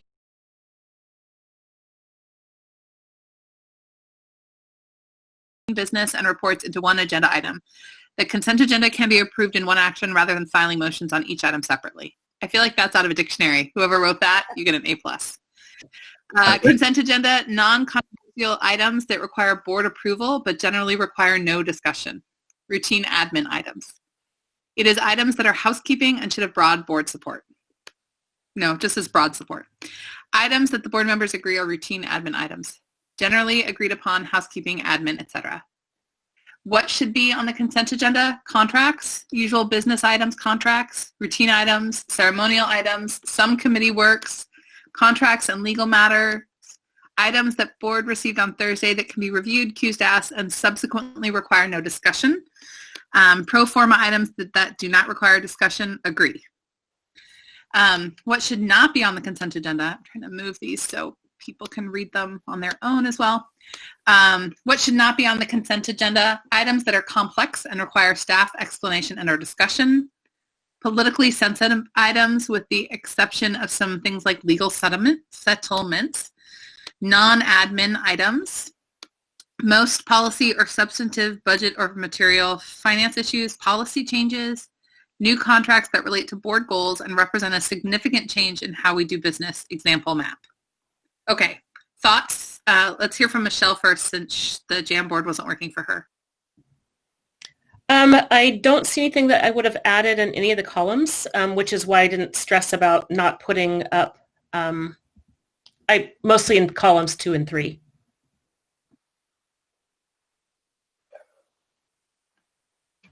I have a question. Yeah. Question about the, in the middle column about the committee, some committee work. Could somebody expand on what that was? I put that. Yeah, I think, so we had the, we put the audit stuff under the consent agenda because all of us had a chance to be briefed on it, and it was the recommendation of the committee. And then Julia talked about it as part of committee reports. That maybe was something we should have had separate. So it's that fine line of when is committee work routine and when is it something that we really need to have some more board discussion around. So the irony about that is if I hadn't been the committee chair, I probably would have asked to have it removed off the consent agenda. And I told the auditors okay, you sort of your lucky day, you got it on the consent agenda, and I'm not going to ask any questions. But it seems like there's some work, and I think because our committee work is usually not as public, there's some committee work that when it comes to a culmination, and let's use something that's not the audit committee, but another committee, it seems like that should be a separate agenda item because the board spent a fair amount of work on it if it was done in committee, and it should have a broader, if it was important enough that we spent time in committee working on it, then it seems like it should be elevated, not just a routine administrative item. Right. And so, Julia, what I'm saying is I think I made a mistake and that the audit thing should not have been in the consent agenda. That's why I put some committee work. And hearing y'all's feedback about highlighting committees and being more transparent about their work, I think is key. The reason I put that there, again, was because we'd all had the briefing, but again, it's that public nature of the meeting. But if there is something that's super routine that's a housekeeping thing, I should have put another post-it that was most committee work should not be on the consent agenda. I'll make one. Can we take a beat to talk through this a little bit? Because I think that this is an important issue in terms of when we talk about what's public and what's not. And I think that sometimes I think when we talk about what's public, we're sort of saying if we don't talk about it or spend time on it at a board meeting, we're not highlighting enough. But I guess I want to remind everyone that everything on our agenda, including all the consent items, are public. They are published. They are out there. Anyone can go look at them. I think this example of the audit schedule is a really good one. And I guess I also want to I'll just put on the table, we don't have that many people who watch our meetings and don't have that many people who watch them from start to finish. We have a lot of people, I think, who tune in for a particular item or who may go back and watch a particular item because they want to hear it. But I also want to be really clear. In government, transparency is incredibly important. It is one of the core values of government. But transparency doesn't always come about just because we've talked about something at a meeting. It can also come about because we've published something on a website. So for instance, the audit schedule, I just don't know how many people really, really care. We care. It's very important, right? And as board members, we care, and I think staff care. There are a handful of people out in the community who care, but that is not a widespread item that people focus on.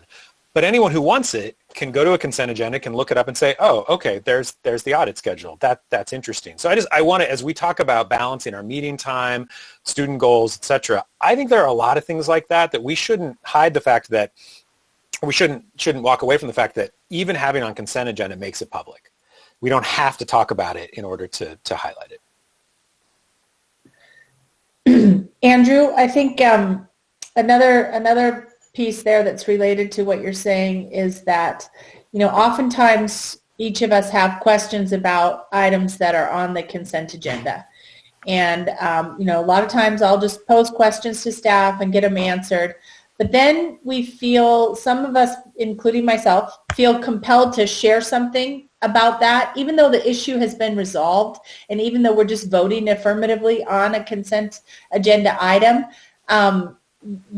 We want to kind of make visible our curiosity and our learnings, and that really is contrary to the nature of the consent agenda, and we end up wasting a lot of time that way, and I'm certainly guilty myself.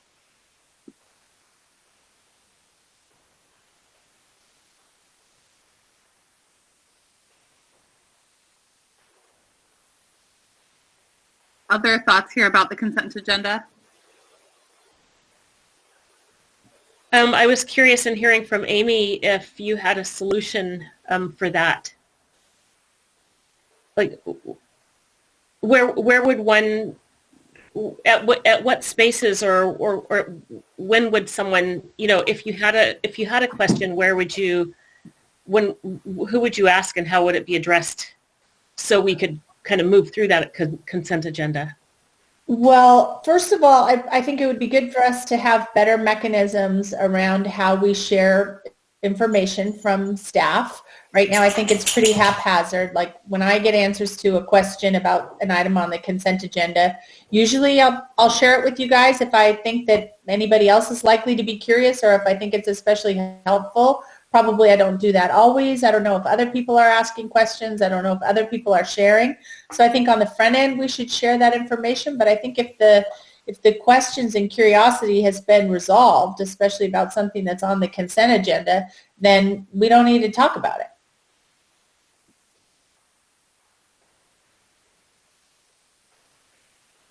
Or if we really feel like we need to talk about it for some reason, it's a complex issue, then the item shouldn't be on the consent agenda. Rita, what were you going to say? Yeah, I just wanted to, in the third column, the comment about politically sensitive items should not be in the consent agenda. I mean, I guess in principle I agree with that, but I'm not sure we all have a common understanding of what constitutes political and what warrants a public statement at a public meeting. Yeah, what is that? Or just an example maybe. Yeah, and who decides, so that was who's making the decision about like what's important to put out front and center? Yeah, so that was my comment, which I actually didn't think would be controversial.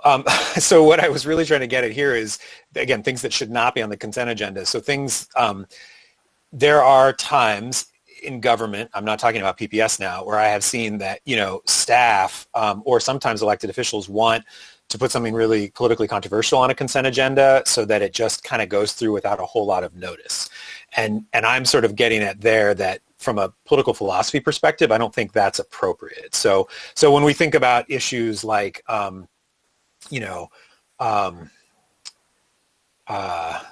trying, changing the schedule at Rosa Parks, right? I mean, this is a controversial issue. There was, some different views on the board, different views in the community. That's an item that we want, that needs to be an agenda item, right? I mean, you could have a board chair and a superintendent say, let's just put it on consent and just sort of get it done.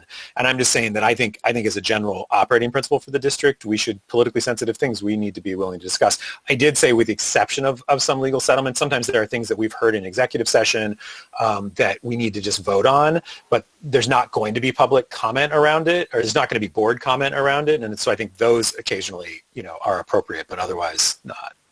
Does that help?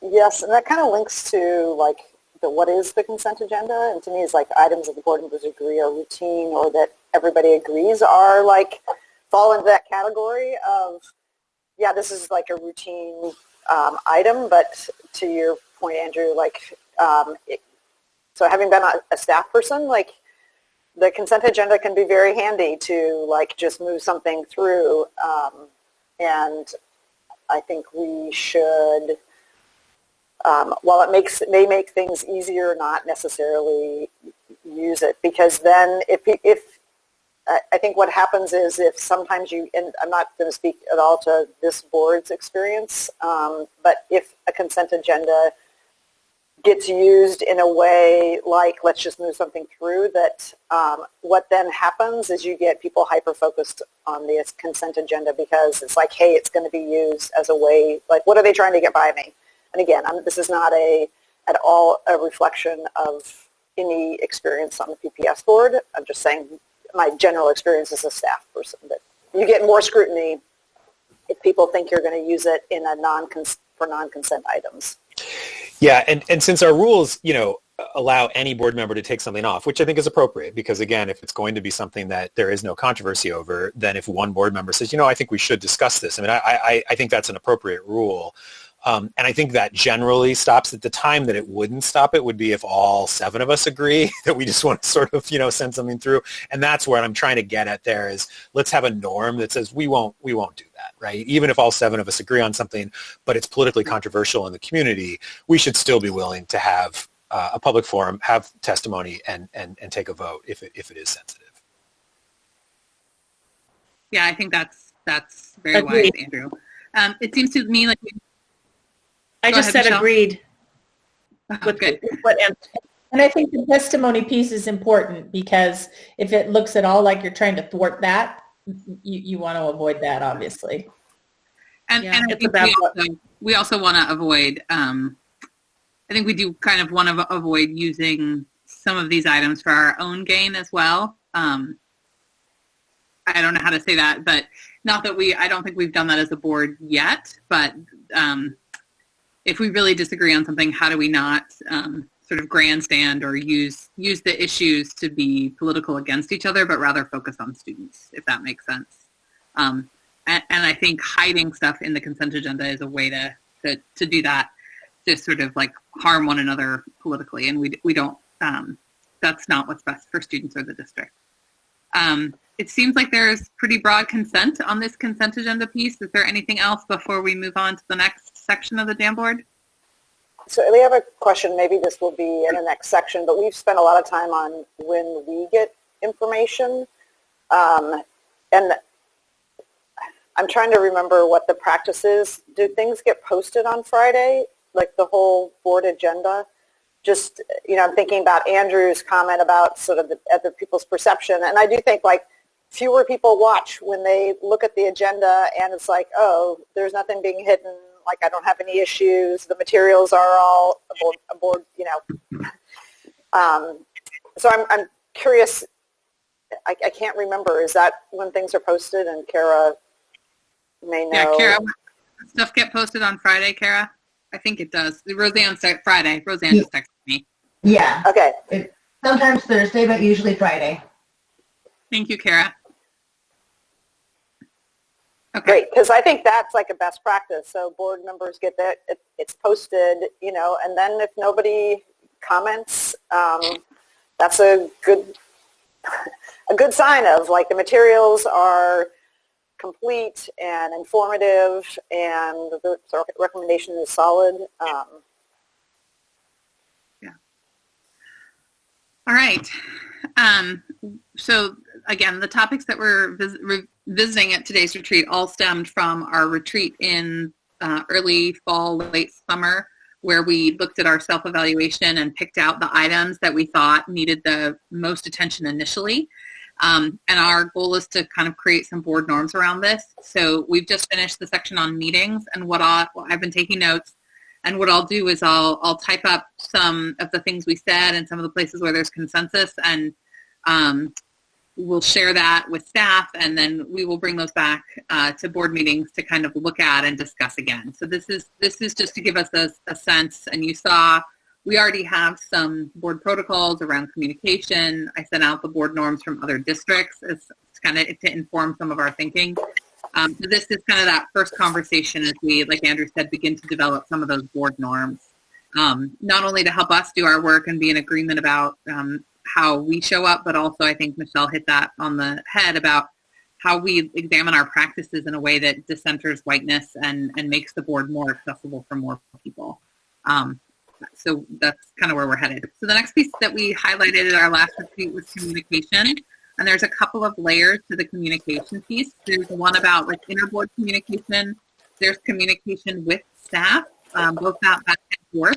And then we're going to hit kind of into kind of a subset of communicating with staff is directing staff. And that language about directing staff came directly from our board self-eval. So we're really embedded in kind of like using that board self-eval as a way to help us work together more effectively. And so that's kind of where all of this stuff is coming from. So we're going to go to Jamboard number 5.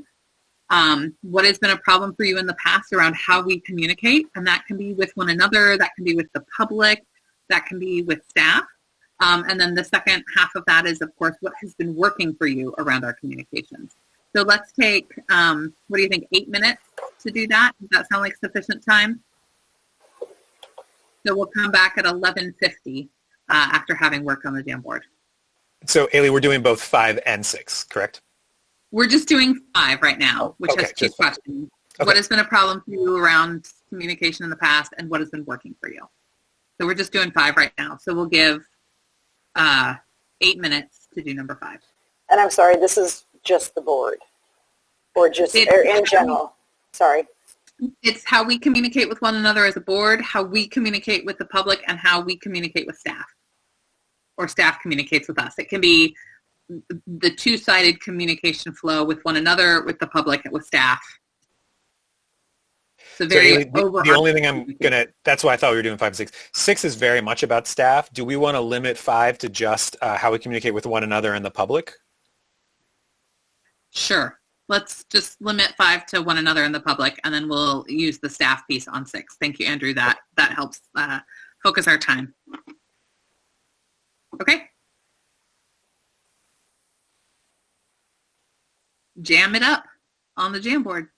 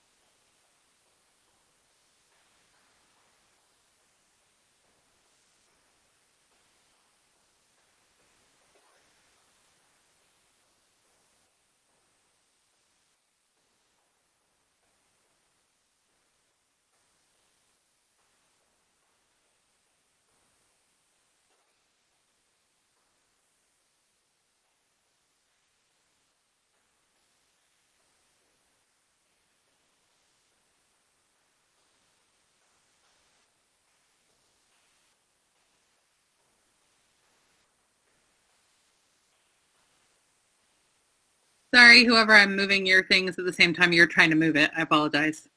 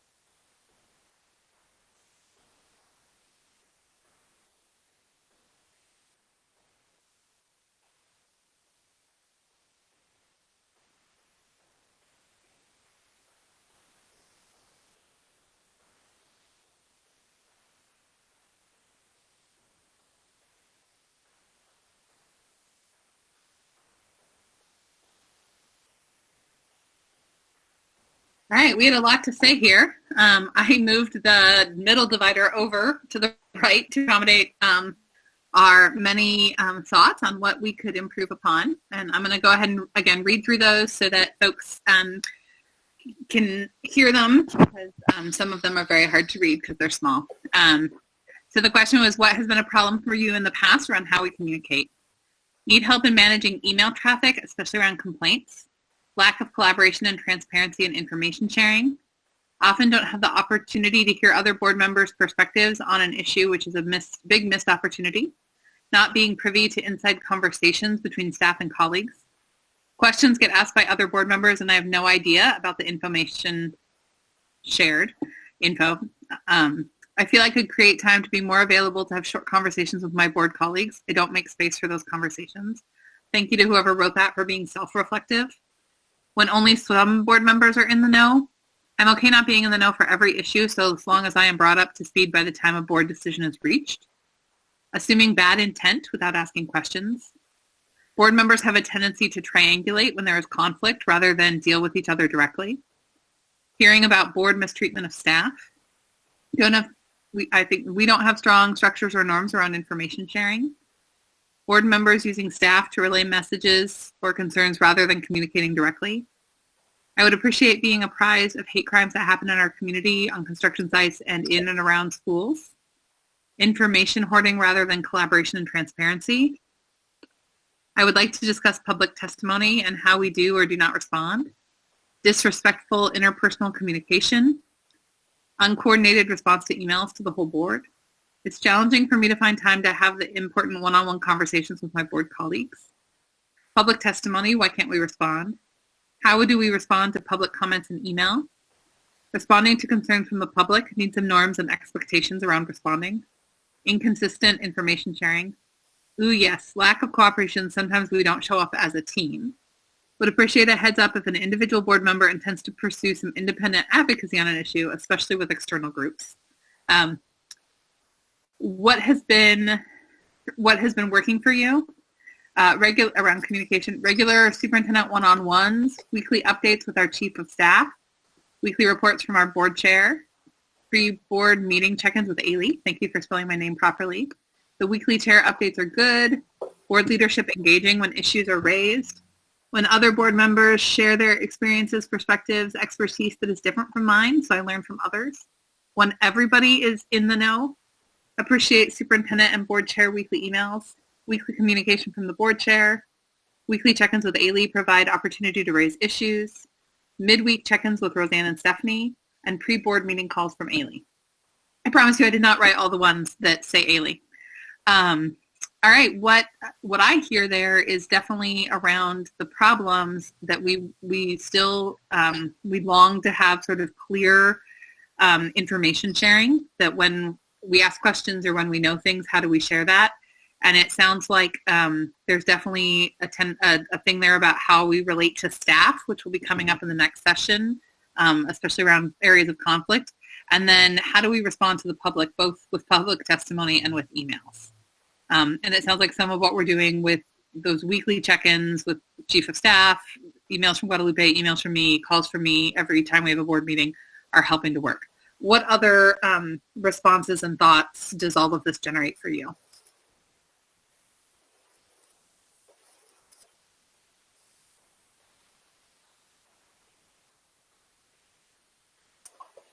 So one thing I'm thinking, and I don't have an answer, but I have a question. So if you go back to like the boarding meeting materials and information, and then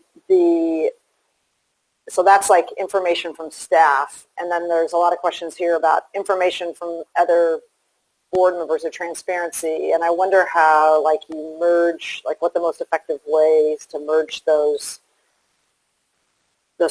things together, because they, in some ways, they're the same thing. One's information from, oops, sorry for my, one is information from staff, and the other is sort of like board member exchange of information.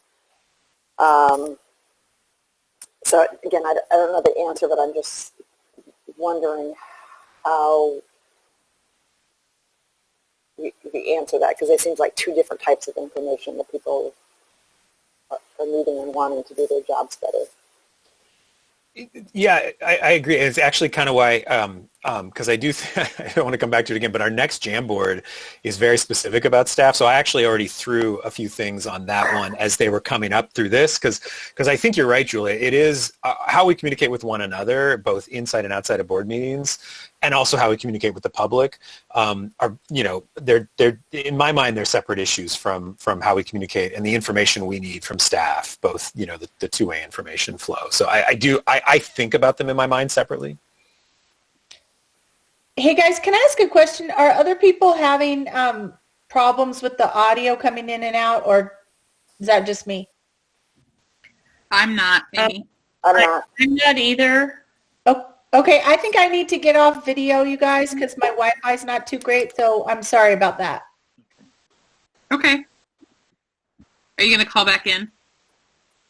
No, I can stay on, but it just takes less bandwidth if you have your camera on. Oh, turn off your camera. Yeah, great. That's fine. It just means I might not be able to read your social cues when you want to speak, but please just speak up. I saw a couple things about public testimony. Does anyone want to speak to that? Yeah, I wrote one of them about just discussing it. So, and I want to, this is another one of those issues that I'm of two minds on. So I wanted to spend just a couple minutes with the board talking about it. So we don't respond to public testimony. That is actually consistent with every government I've ever been involved or worked for, right? City of Portland doesn't respond to public testimony. Metro doesn't respond to public testimony. I was surprised and somewhat pleasantly when I first got on last year and we did the retreat and looked at some of the Council of Great City School stuff. And I haven't been able to find it. I looked a couple times, but one of their documents talked about really effective school boards responding to public testimony, that they said that's a sign of a really effective school board is that you engage with the people who come and testify. And so I wanted us to talk about that, because I will tell you that on a personal basis, it is very frustrating to not be able to engage. And this is the both sides of the argument. It is a huge Pandora's box to open up once you go down that road, right? So often it opens up a box where board members feel like they have to respond, right? Or, you end up getting in an argument with someone who's testifying, which is not productive. So I don't know if I want to do that, but I do know that I want to have a conversation with the board about it, because I do feel like I guess what I would say is this: if we did start changing that norm and tried to be a highly effective school board that does engage, we would have to have really strict ground rules about how we do it, and as board members, how we approach it, and how we're willing to do it. And so anyway, I'll stop talking. I also put a comment up about public testimony because just from a human perspective, it feels really strange to me to respond. It's a very unnatural response to sit there like you're made out of stone when somebody's pouring out their, their issues with their children or their own personal experience. I have broken that rule whenever a kid shows up because I feel like it's really, especially a kid of color, I want to encourage them to participate in lending their voice to the process. And so I've broken that rule a couple times. I feel like if we were to respond, that it would be important to limit what we say and as Andrew mentioned, not get into a debate. But when we're starting to question like the culture of white supremacy and showing up and decentering whiteness, that's one of the practices that we could actually take a more human-centered approach and say, thank you for coming. We'll either follow up on this or we won't. Thank you for coming today. We know it's difficult to show up, not as much now with Zoom, but to appreciate the people participating in our process, in the hopes of making it better. I totally agree, Michelle. It feels, for those of us who are and aspire to be empathetic people, it feels really strange. My other issue is that a lot of times specific public testimony raises really good questions. And, a middle ground we could have is the ability to just recognize when a new issue has been raised and, be able to ask a clarifying question, which sometimes we do, and sometimes we do by email and ask for a staff response, but that could be a middle ground. Yeah, and I guess one more thing about hearing public testimony is that we are, a learning institution, an educational institution, and I feel like it's really important for us to show our work and our thinking and to be open to the possibility that we might not know the best way to proceed on something, or that we maybe have not been doing, we're maybe not aware of something that we could make improvements on. And so this input from community members and other stakeholders does matter. And I'd like to acknowledge that, that we're learning together, that this is not a static system that the public has no say in. It's quite the opposite, I would hope, that we're open to maybe not having all of the right answers all of the time. So I have mixed thoughts about this, and generally I think the practice of being attentive listeners is sort of the best role. I think it's hard for boards sometimes not to let biases show up about who we actually engage and respond to. So I think we have to be really careful about both the perception and the actual biases we may bring to who we actually engage. I think maybe there is a way to better acknowledge, and maybe this is the board chair, or maybe we have a designated board member each meeting to just very explicitly acknowledge that we heard what somebody said. Because sometimes it's like, some testimony takes your breath away and like there's nothing. And so it's not even like a thank you.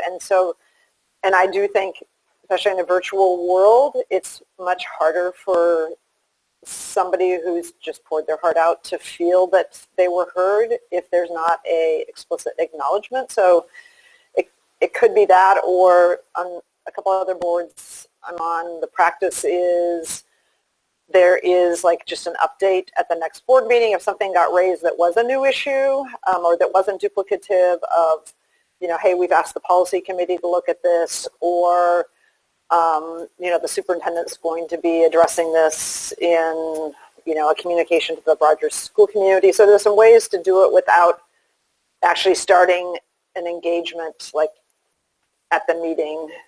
And like I said, I think it's very hard for us to not sort of indicate biases or engage in sort of bias practices about who testifies and what we think is important. All right. Anything else about what was raised here around board conflict or our transparency with one another? Can I, Ailey, just really, because I really like what Julia just said, and I think Yeah, I guess I'm wondering if this, because I think you're right, and that is the fear, but you've articulated it really well about, if we're only responding to certain people, not others, and what that looks like, and bringing that. So I wonder if there is a middle ground, though, about asking questions. And someone said this, I can't remember if it was Michelle or Amy, but I wonder if there's a middle ground, because I have seen that where an elected official will ask a clarifying question after someone's testified, will ask a clarifying question or a follow-up question. And, we can do that individually afterwards because we've got their contact information, but I also feel like there's a moment there where they might have said something that if we limit ourselves so that we're not responding with our own viewpoints or responses, but more of a, hey, you said this and I'd like to ask you a follow-up question about it, maybe a way to open up a little bit of that dialogue and hear from them in the moment when they're there. Can I just pile on with this one? I think, Andrew, you started off saying that you were of two minds. I may be of three minds on this one. And let me just make note of the fact that for most of the time, we're getting a lot of background noise. For most of the time that I've been paying attention to board meetings, which is a long time, the norm has been not to respond, really at all. But there was a 2-year period when that norm was overturned and board members were permitted, if not encouraged, to engage with people who testified.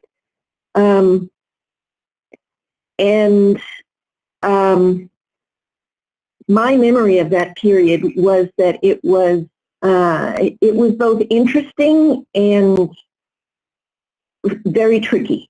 There were some good parts of it. There were some things that I think we ought to be aware of and cautious about. One of the things that was very clear was that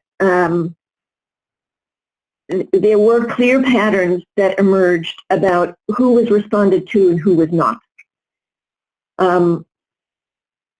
So, problematic. The other thing was that since there were no guidelines in place about what kind of interaction was permissible and how long and all of that, there were times when the public comment period ended up being very, very, very long.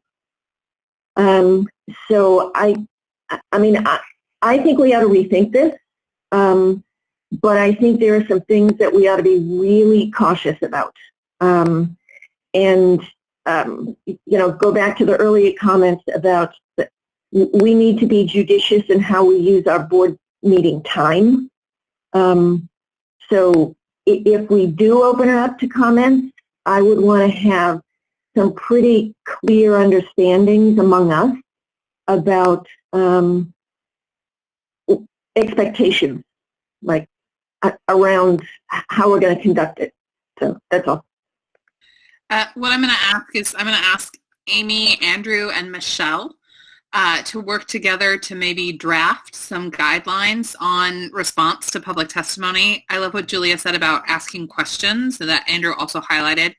So I'm going to ask the three of you to work together on some guidelines for responding to public testimony to have to us by, for us to look at before our second meeting in November, which I think is the 24th, if I'm counting in my head correctly. Maybe it's the 17th. I think it's the 24th. 24th. So if you all could have that to us before the 24th so we can look at that and put it on our agenda for the meeting on the 24th to discuss some responses, guidelines for public comment. How does that sound?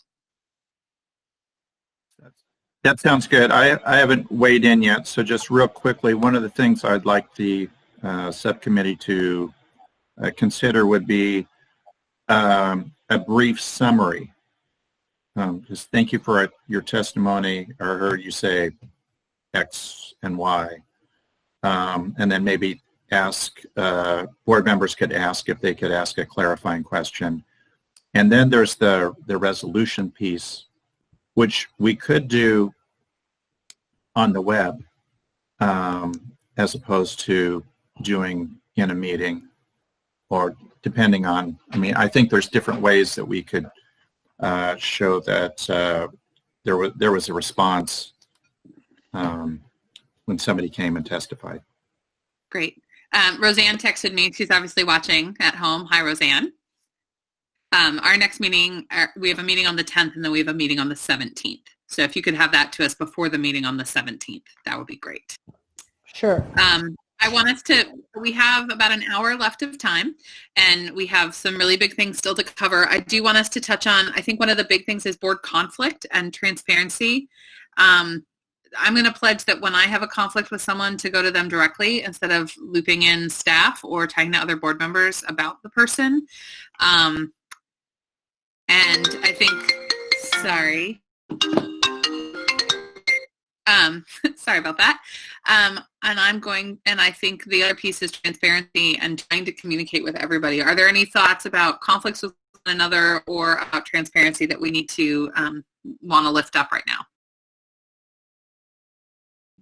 I just think the piece about not triangulating staff, and maybe we'll be able to talk about this more when we flip to the next Jamboard page, is really, really important.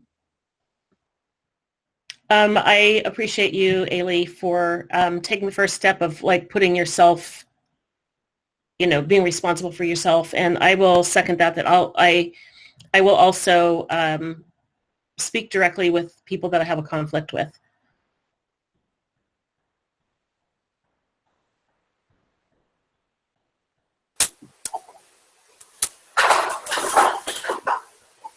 The rest of us, however, are... And I'm from a big family, so I'm not conflict averse at all. I've honed my skills. Yeah, I mean, I think it's on each of us to think about how we deal with conflict. And I do know that I'm an oral processor, and sometimes it does help to talk through the initial emotions before I deal directly with the person. And so how to do that in healthy ways is important. But it feels like we're ready to move on. So let's move on to Jamboard number 6. The 3 questions: what norms do you think would be helpful around how we communicate with staff? What current concerns do you have about communication with staff? And what is going well with communications with staff? And let's take 9 minutes till 12:20 to work on this Jamboard.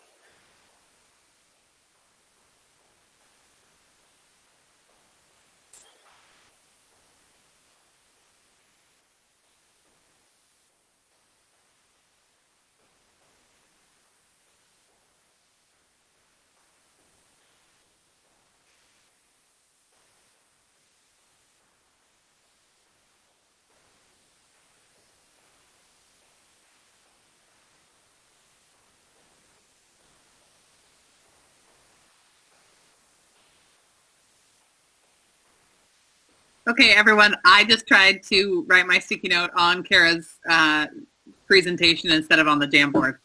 So I just thought I'd share that fail. Welcome to the club. Yep. Sometimes technology is a little confusing. All right, Ailey, you were on mute. You want to try that again? It's technology is confusing. I feel like you're just saying that to mess with me, Scott. That's why we're such a good team.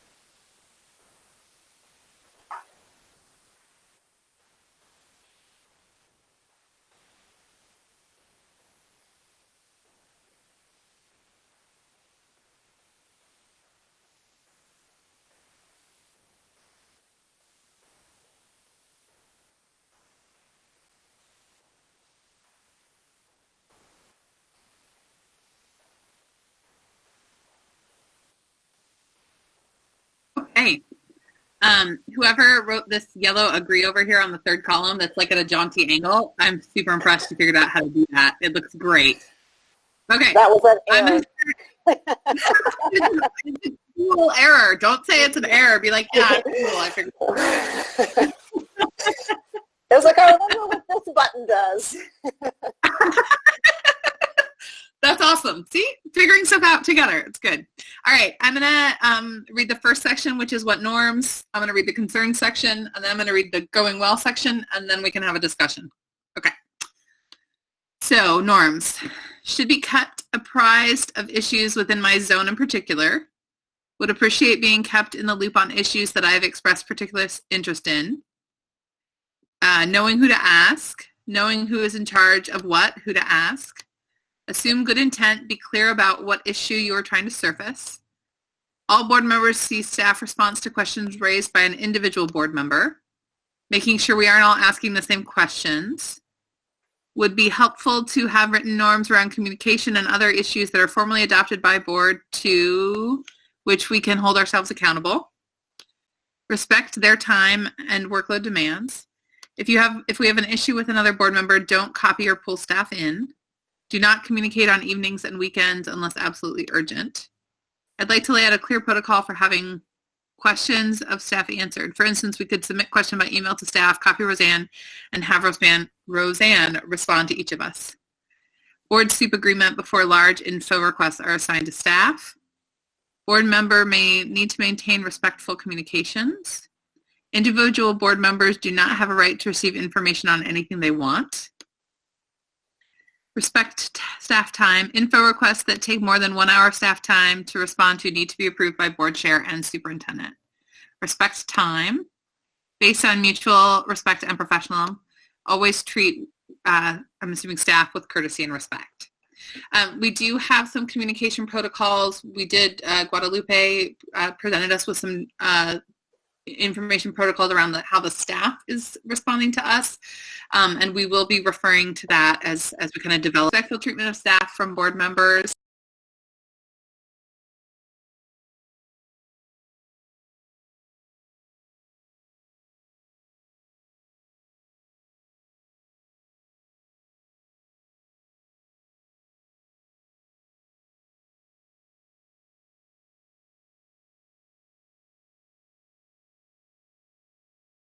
Often put in uncomfortable position when board members need to vent.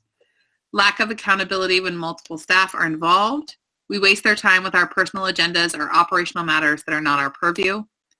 Board members trying to direct staff. Board members verbally abusing staff. We need to have very clear boundaries about how we interact with staff. They should not have to be in the uncomfortable position of listening to us complain about each other. Neither should I. That's, again, not I, whoever wrote the sticky. Inconsistent responses from staff. Staff below the senior leadership team feel pressured to respond to board members even though that is not our protocol. Staff are often blamed when really it is a failure to convince fellow board members. Inconsistent practice around sharing information and about spending staff time on issues not identified as important by a majority of the board. The board hears about big issues after there has been a public communication, for example, the SROs. We need point people to help us with getting answers, maybe a go-between board to staff. Staff provide different board members with different information and different responsiveness. Some board members are using enormous amounts of staff time, taking them away from important operational issues. Staff personal and family time is not respected. What is going well? Weekly updates with the COS, Chief of Staff. Someone agrees that generally very timely staff response to questions and concerns. The check-ins with Guadalupe are going well. Superintendent's update to the board. Great confidence in ability, integrity, and dedication of our staff. Check-in with Guadalupe. We have a super smart staff, and it is great to have them as a resource. Most board members stick to protocols of only contacting the senior leadership team. Midweek check-ins are great. The regular check-in reports from the superintendent, chief of staff, board staff. I have positive communications with staff. I respect their workloads and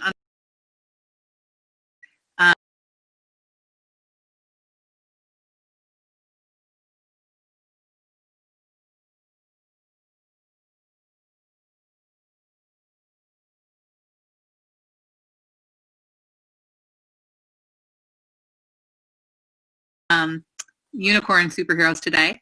Vast majority of staff, when asked questions or engaged in dialogue, add huge value to my thinking and impact my actions as a board member. I just want to read that again because I think that gets to the heart of what we want with staff.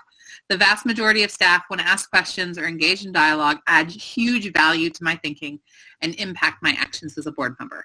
So I think there's a lot of really wonderful affirmations of our incredible staff there. Okay, what responses to all of this information do y'all have?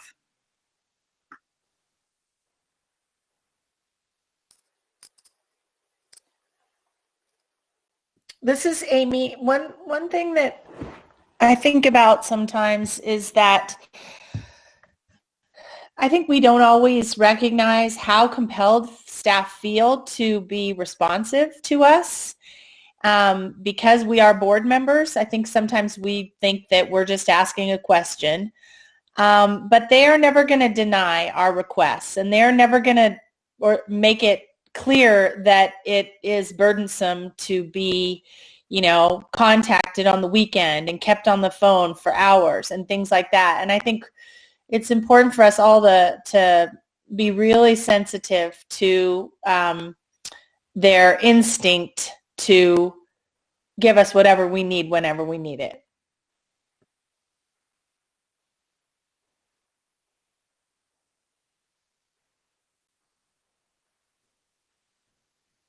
I mean, what I'm hearing is, again, this need for some formalized information sharing and some formalized protocols around how we engage staff. And it seems like there's definitely a high desire to respect staff time, and yet also a deep longing to have staff input in our decision-making and in our conversations. Anything else y'all want to add to these sticky notes? No, I think I just want to emphasize the column over on the right because, having been involved in a lot of different venues where there's sort of engagement on the public issues, I think there's no forum in which you get more complex issues where people feel so passionate about than the public school system. And I think staff do a really good job of, triangulating that we have, big issues that we know are sitting out there that are, we can plan for, and then the things that just happen at the moment. And I think it's a tricky balancing act, but staff does a great job, I think, of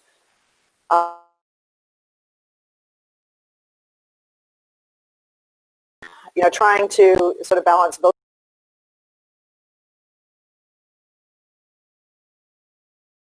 And public schools, all that comes in from public schools, and it's the thing that people care most about their children. And, just recognizing that staff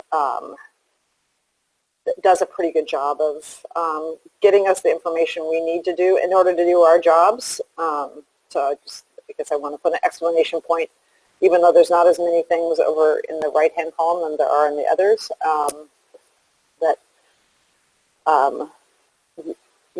by and large, I think they do a great job of getting us what we know, way in which we can do our job and act in the interest of students.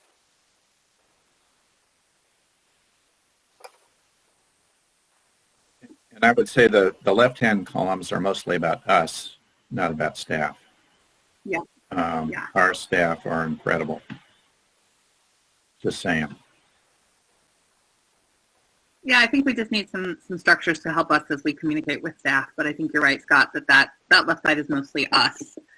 So it's 12:30, and our plan is to go to 1. I feel like the next Jamboard, which was about directing staff, which again came directly out of our self-evaluation, I feel like this touches on that. The pieces about how much staff time we're taking and how we talk with SLT. So I would like to propose that we skip this Jamboard slide and we move, we have a moment to have any last statements about any of these Jamboards we've done or any other thoughts that have come to us about meetings or communication, and then transition into our conversation that Rita's going to lead us on self-evaluation. Does that seem acceptable to you guys? Hey, Ailey, can we go back to that last slide and just talk about what is the process for problem solving on these issues that we're bringing forward? Because like on the last one in particular, I think there seems like consensus on some areas where there are some significant issues, especially in terms of boundaries with staff, and it's unclear to me how we're going to make progress or figure out what sorts of mechanisms need to be put in place to improve that situation. Yeah, so the next steps after this retreat today is taking all these Jamboards, taking my notes, and then looking at the work we've already done as a district around communication.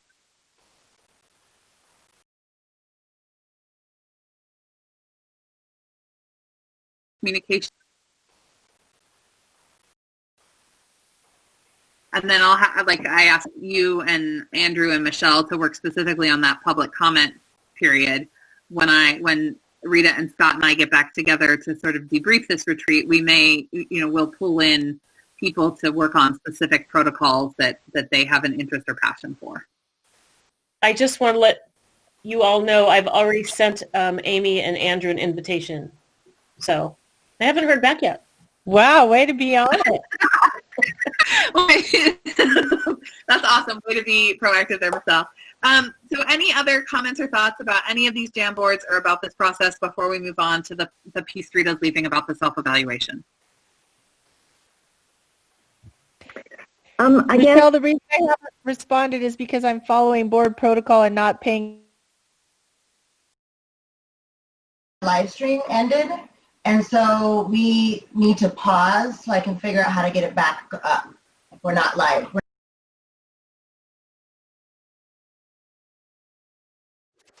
Woo.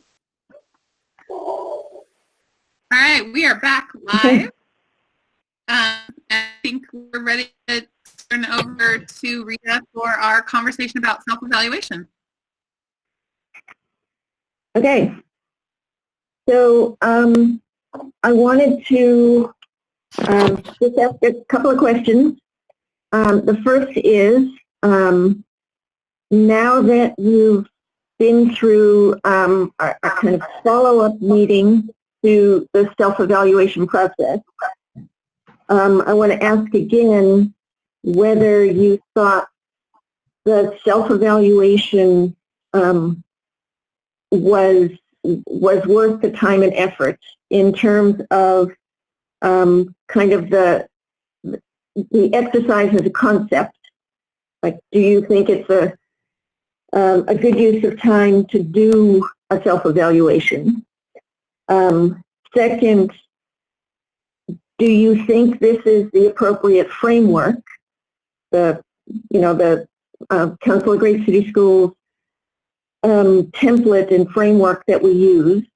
And then three, what do you think would be the optimal periodicity of it? You know, how often should we do it? What's the time frame for doing it? The council recommends quarterly. Okay, let's take those three questions one at a time. So the first is it a useful exercise to go through a self-evaluation process? Yes. Yes. Yes. Yep. Okay. Second, do you think this framework is useful?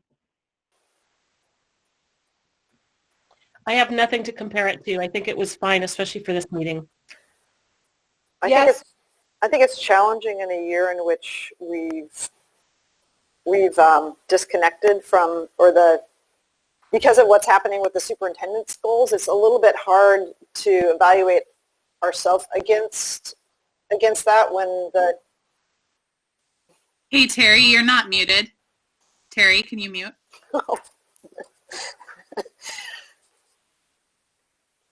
Okay, I feel better now. That's, even the techie guys. Okay. Anyway, I think it's a little bit challenging when we have a different evaluation now for the superintendent to still have it linked to that.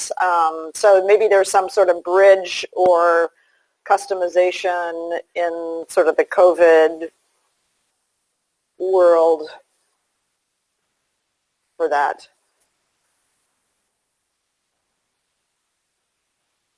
I disagree with that, Julia, because the board goals are still the heart of what we do, even if it's not linked to the superintendent's evaluation. And I think we're not necessarily looking at the rate of increase, but how our practices reinforce those goals. So I found the board self-eval really helpful as a way for us, just a framework to talk through all of this with one another. So I find it helpful. And if we're agreeing to sort of work within the frameworks of the Council of Great City Schools, I think this is a good way for us to be in alignment around that language and that learning, to be using it. But I think this is not the question we're on yet, but I think quarterly is way too often to do it.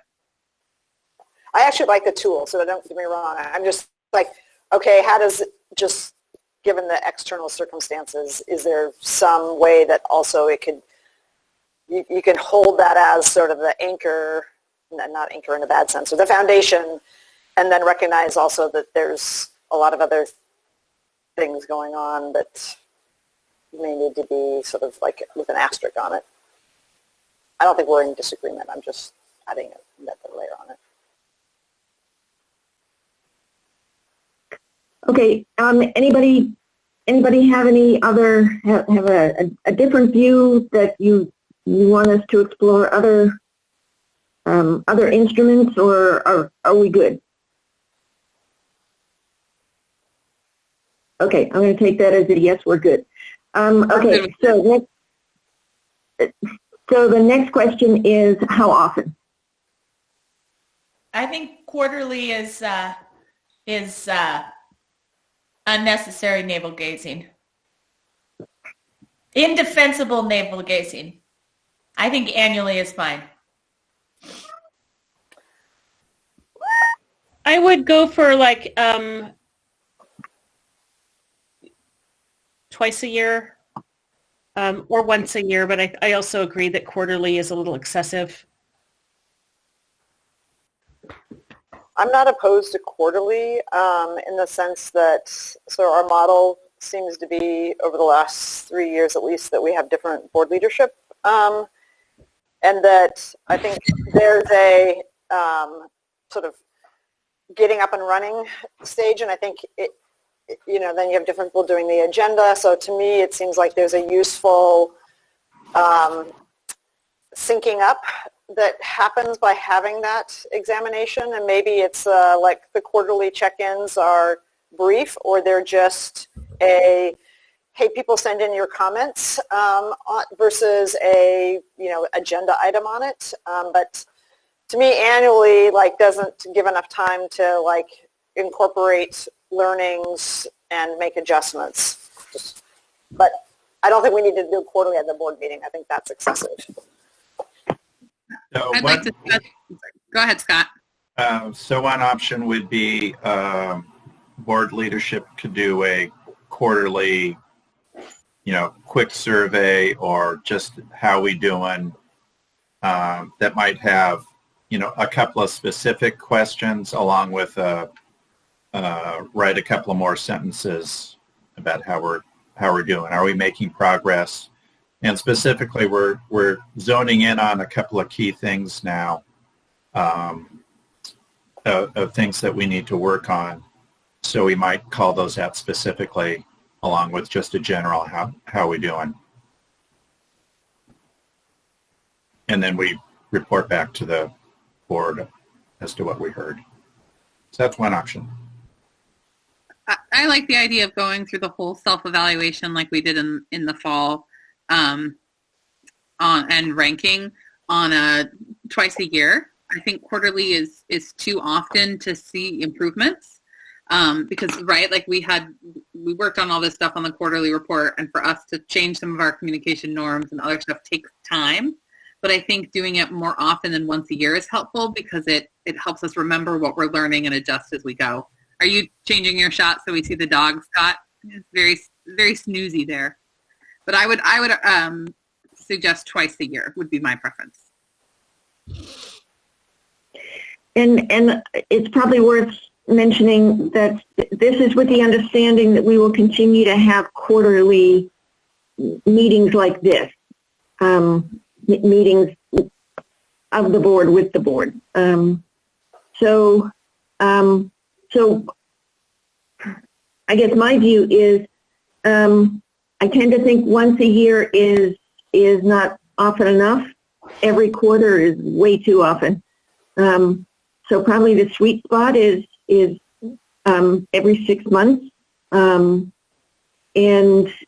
that would allow us to have at least one of these quarterly board meetings in between to kind of follow through on the results that come out of the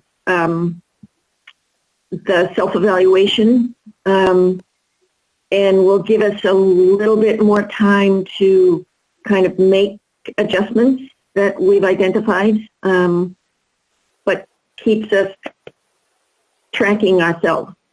You know, it's a monitoring device. So I think, do we have consensus on twice a year? Anybody object? Yeah, I don't think you're saying like this whole evaluation framework at the 6 month period, but more of a check-in on what did we commit to do to improve and how are we doing? So yeah, I agree with that. Well, actually, I think I was thinking more in terms of a relatively formal exercise, like actually using the instrument. Actually using the instrument twice a year. That was my understanding as well. Mine too, twice a year to use the instrument fully.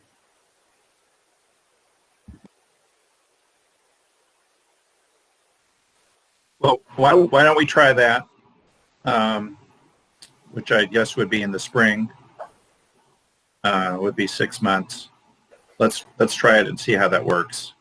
And if it's feels too much, we can make it a little less formal, or if it works, we can keep doing it. Yep. Okay. Anything else, Rita, that we needed to discuss around the self-eval? No, I think unless somebody has anything else they want to add, I think we've pretty much covered it. Okay, we have 10 minutes left of our time together, and so Michelle, I don't know if that's enough time for you to introduce your topic, or if you'd rather we just end it early. What would be your preference? Yeah, thank you. I think that 11 minutes is probably not sufficient time. I'd really like to give this time a little bit more than 11 minutes, this topic rather, and perhaps if we do end early, you could help me beat my record of ending meetings a few minutes early. I think that's always welcome. Michelle, do you mind just introducing what it is that you want to address and kind of ways that we could be thinking about it, and then we'll figure out when we can address it? That's perfect. I was just going to get to that. So I want to have a discussion with all of us around board leadership.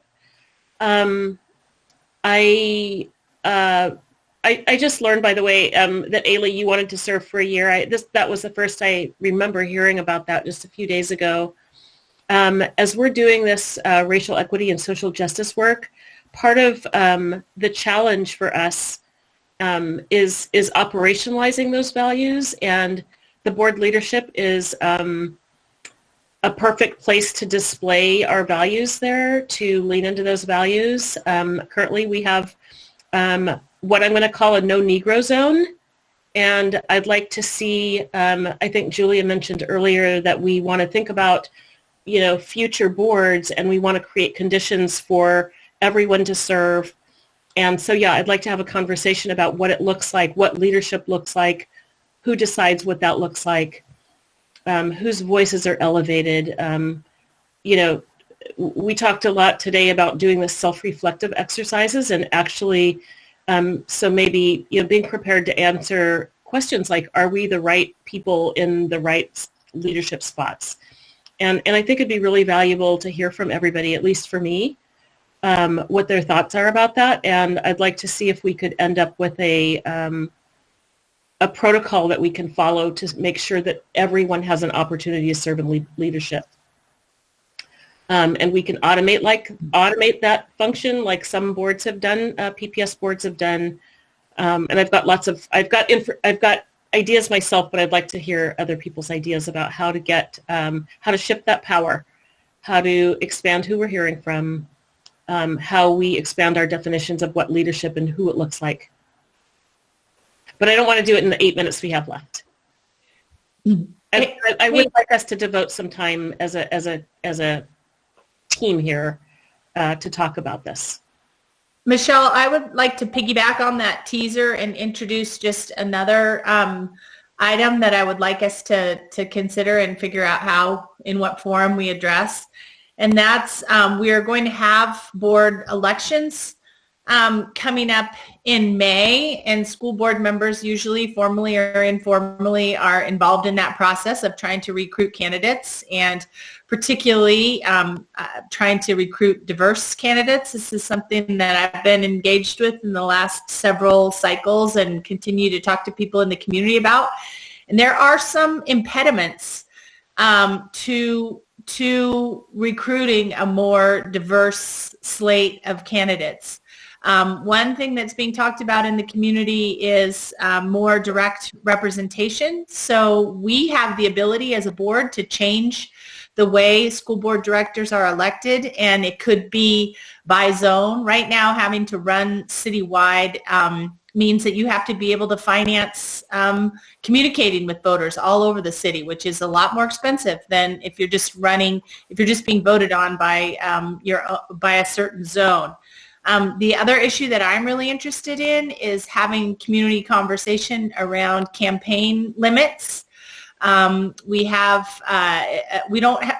not subject to the actual mechanism of a $500 cap that looks like the city will be held to, but how could we foster a community conversation around asking all board members to just agree to that, because that's a huge barrier for people. I mean, we've seen races with, that are basically self-funded by candidates to the tune of tens of thousands of dollars. So I'd like to look at some of these systemic impediments to attracting a more diverse slate of candidates. Rita has repeatedly brought up the notion of the Oregon state statute that prevents any kind of compensation for service. And, most boards with school districts, not most, but many boards with school districts of our size do have some kind of compensation, whether you're paid based on how many meetings you're obligated to attend or what. And that would be a more long range advocacy play, because it would have to change state statute. But I would like for us to think about how we look at some of these structural impediments. And Andrew, maybe the intergovernmental committee makes sense, or the government relations committee makes sense for some of these, or maybe it's a intersect with the policy committee. I don't know, but these are things that I think about and care about a lot. The election. I did not know that work was happening. I appreciate knowing that other board members have been involved in those conversations. They're important. And what would the largest school district in Oregon look like if it was, if the board were more diverse? Just a question that's just out there for all of us to answer.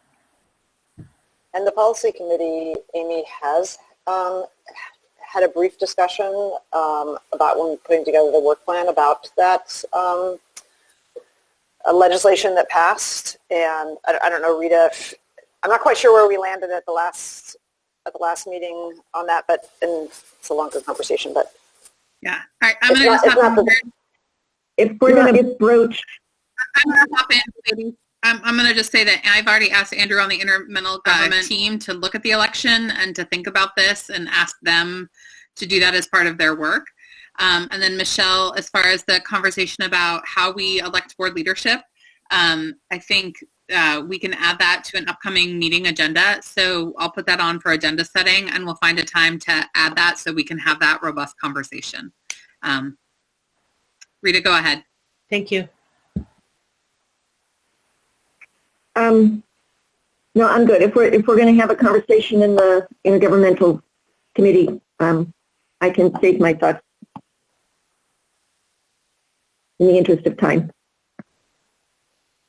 Let me ask, I appreciate the conversation and really important issues. Thanks for bringing them up, Amy and Michelle, around the elections. On the zones, while we're all here in a public meeting, again, we're not making decisions, but it'd be interesting to sort of get head nods.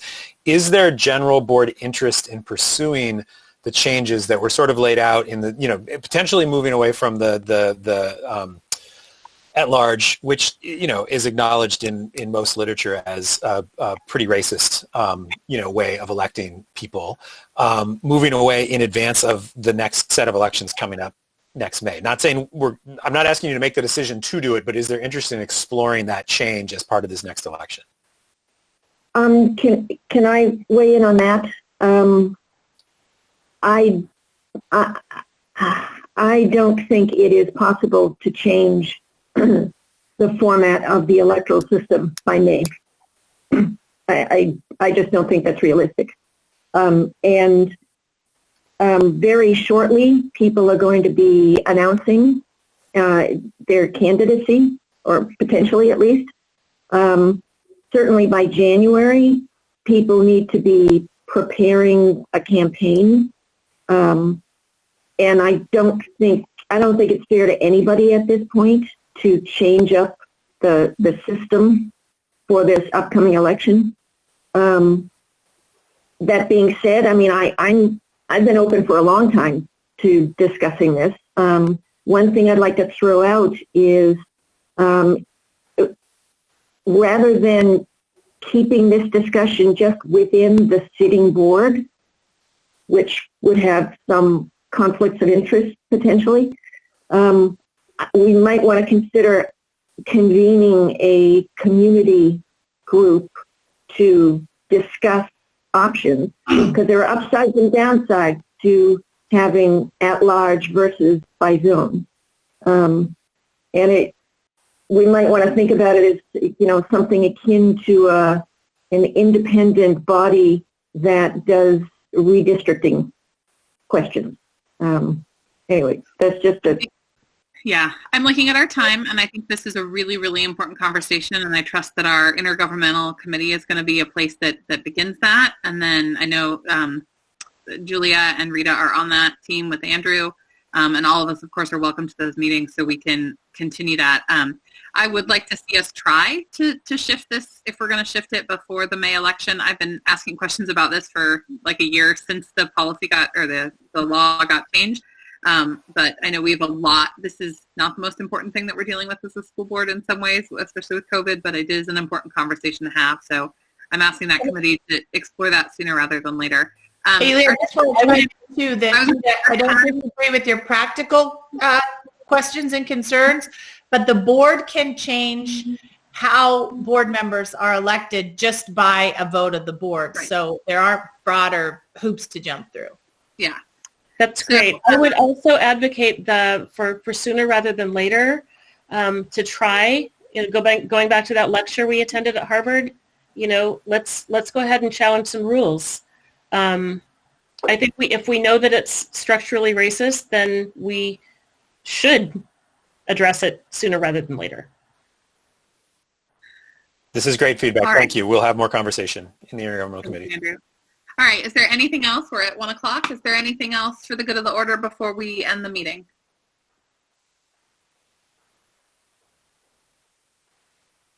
Great work, everybody.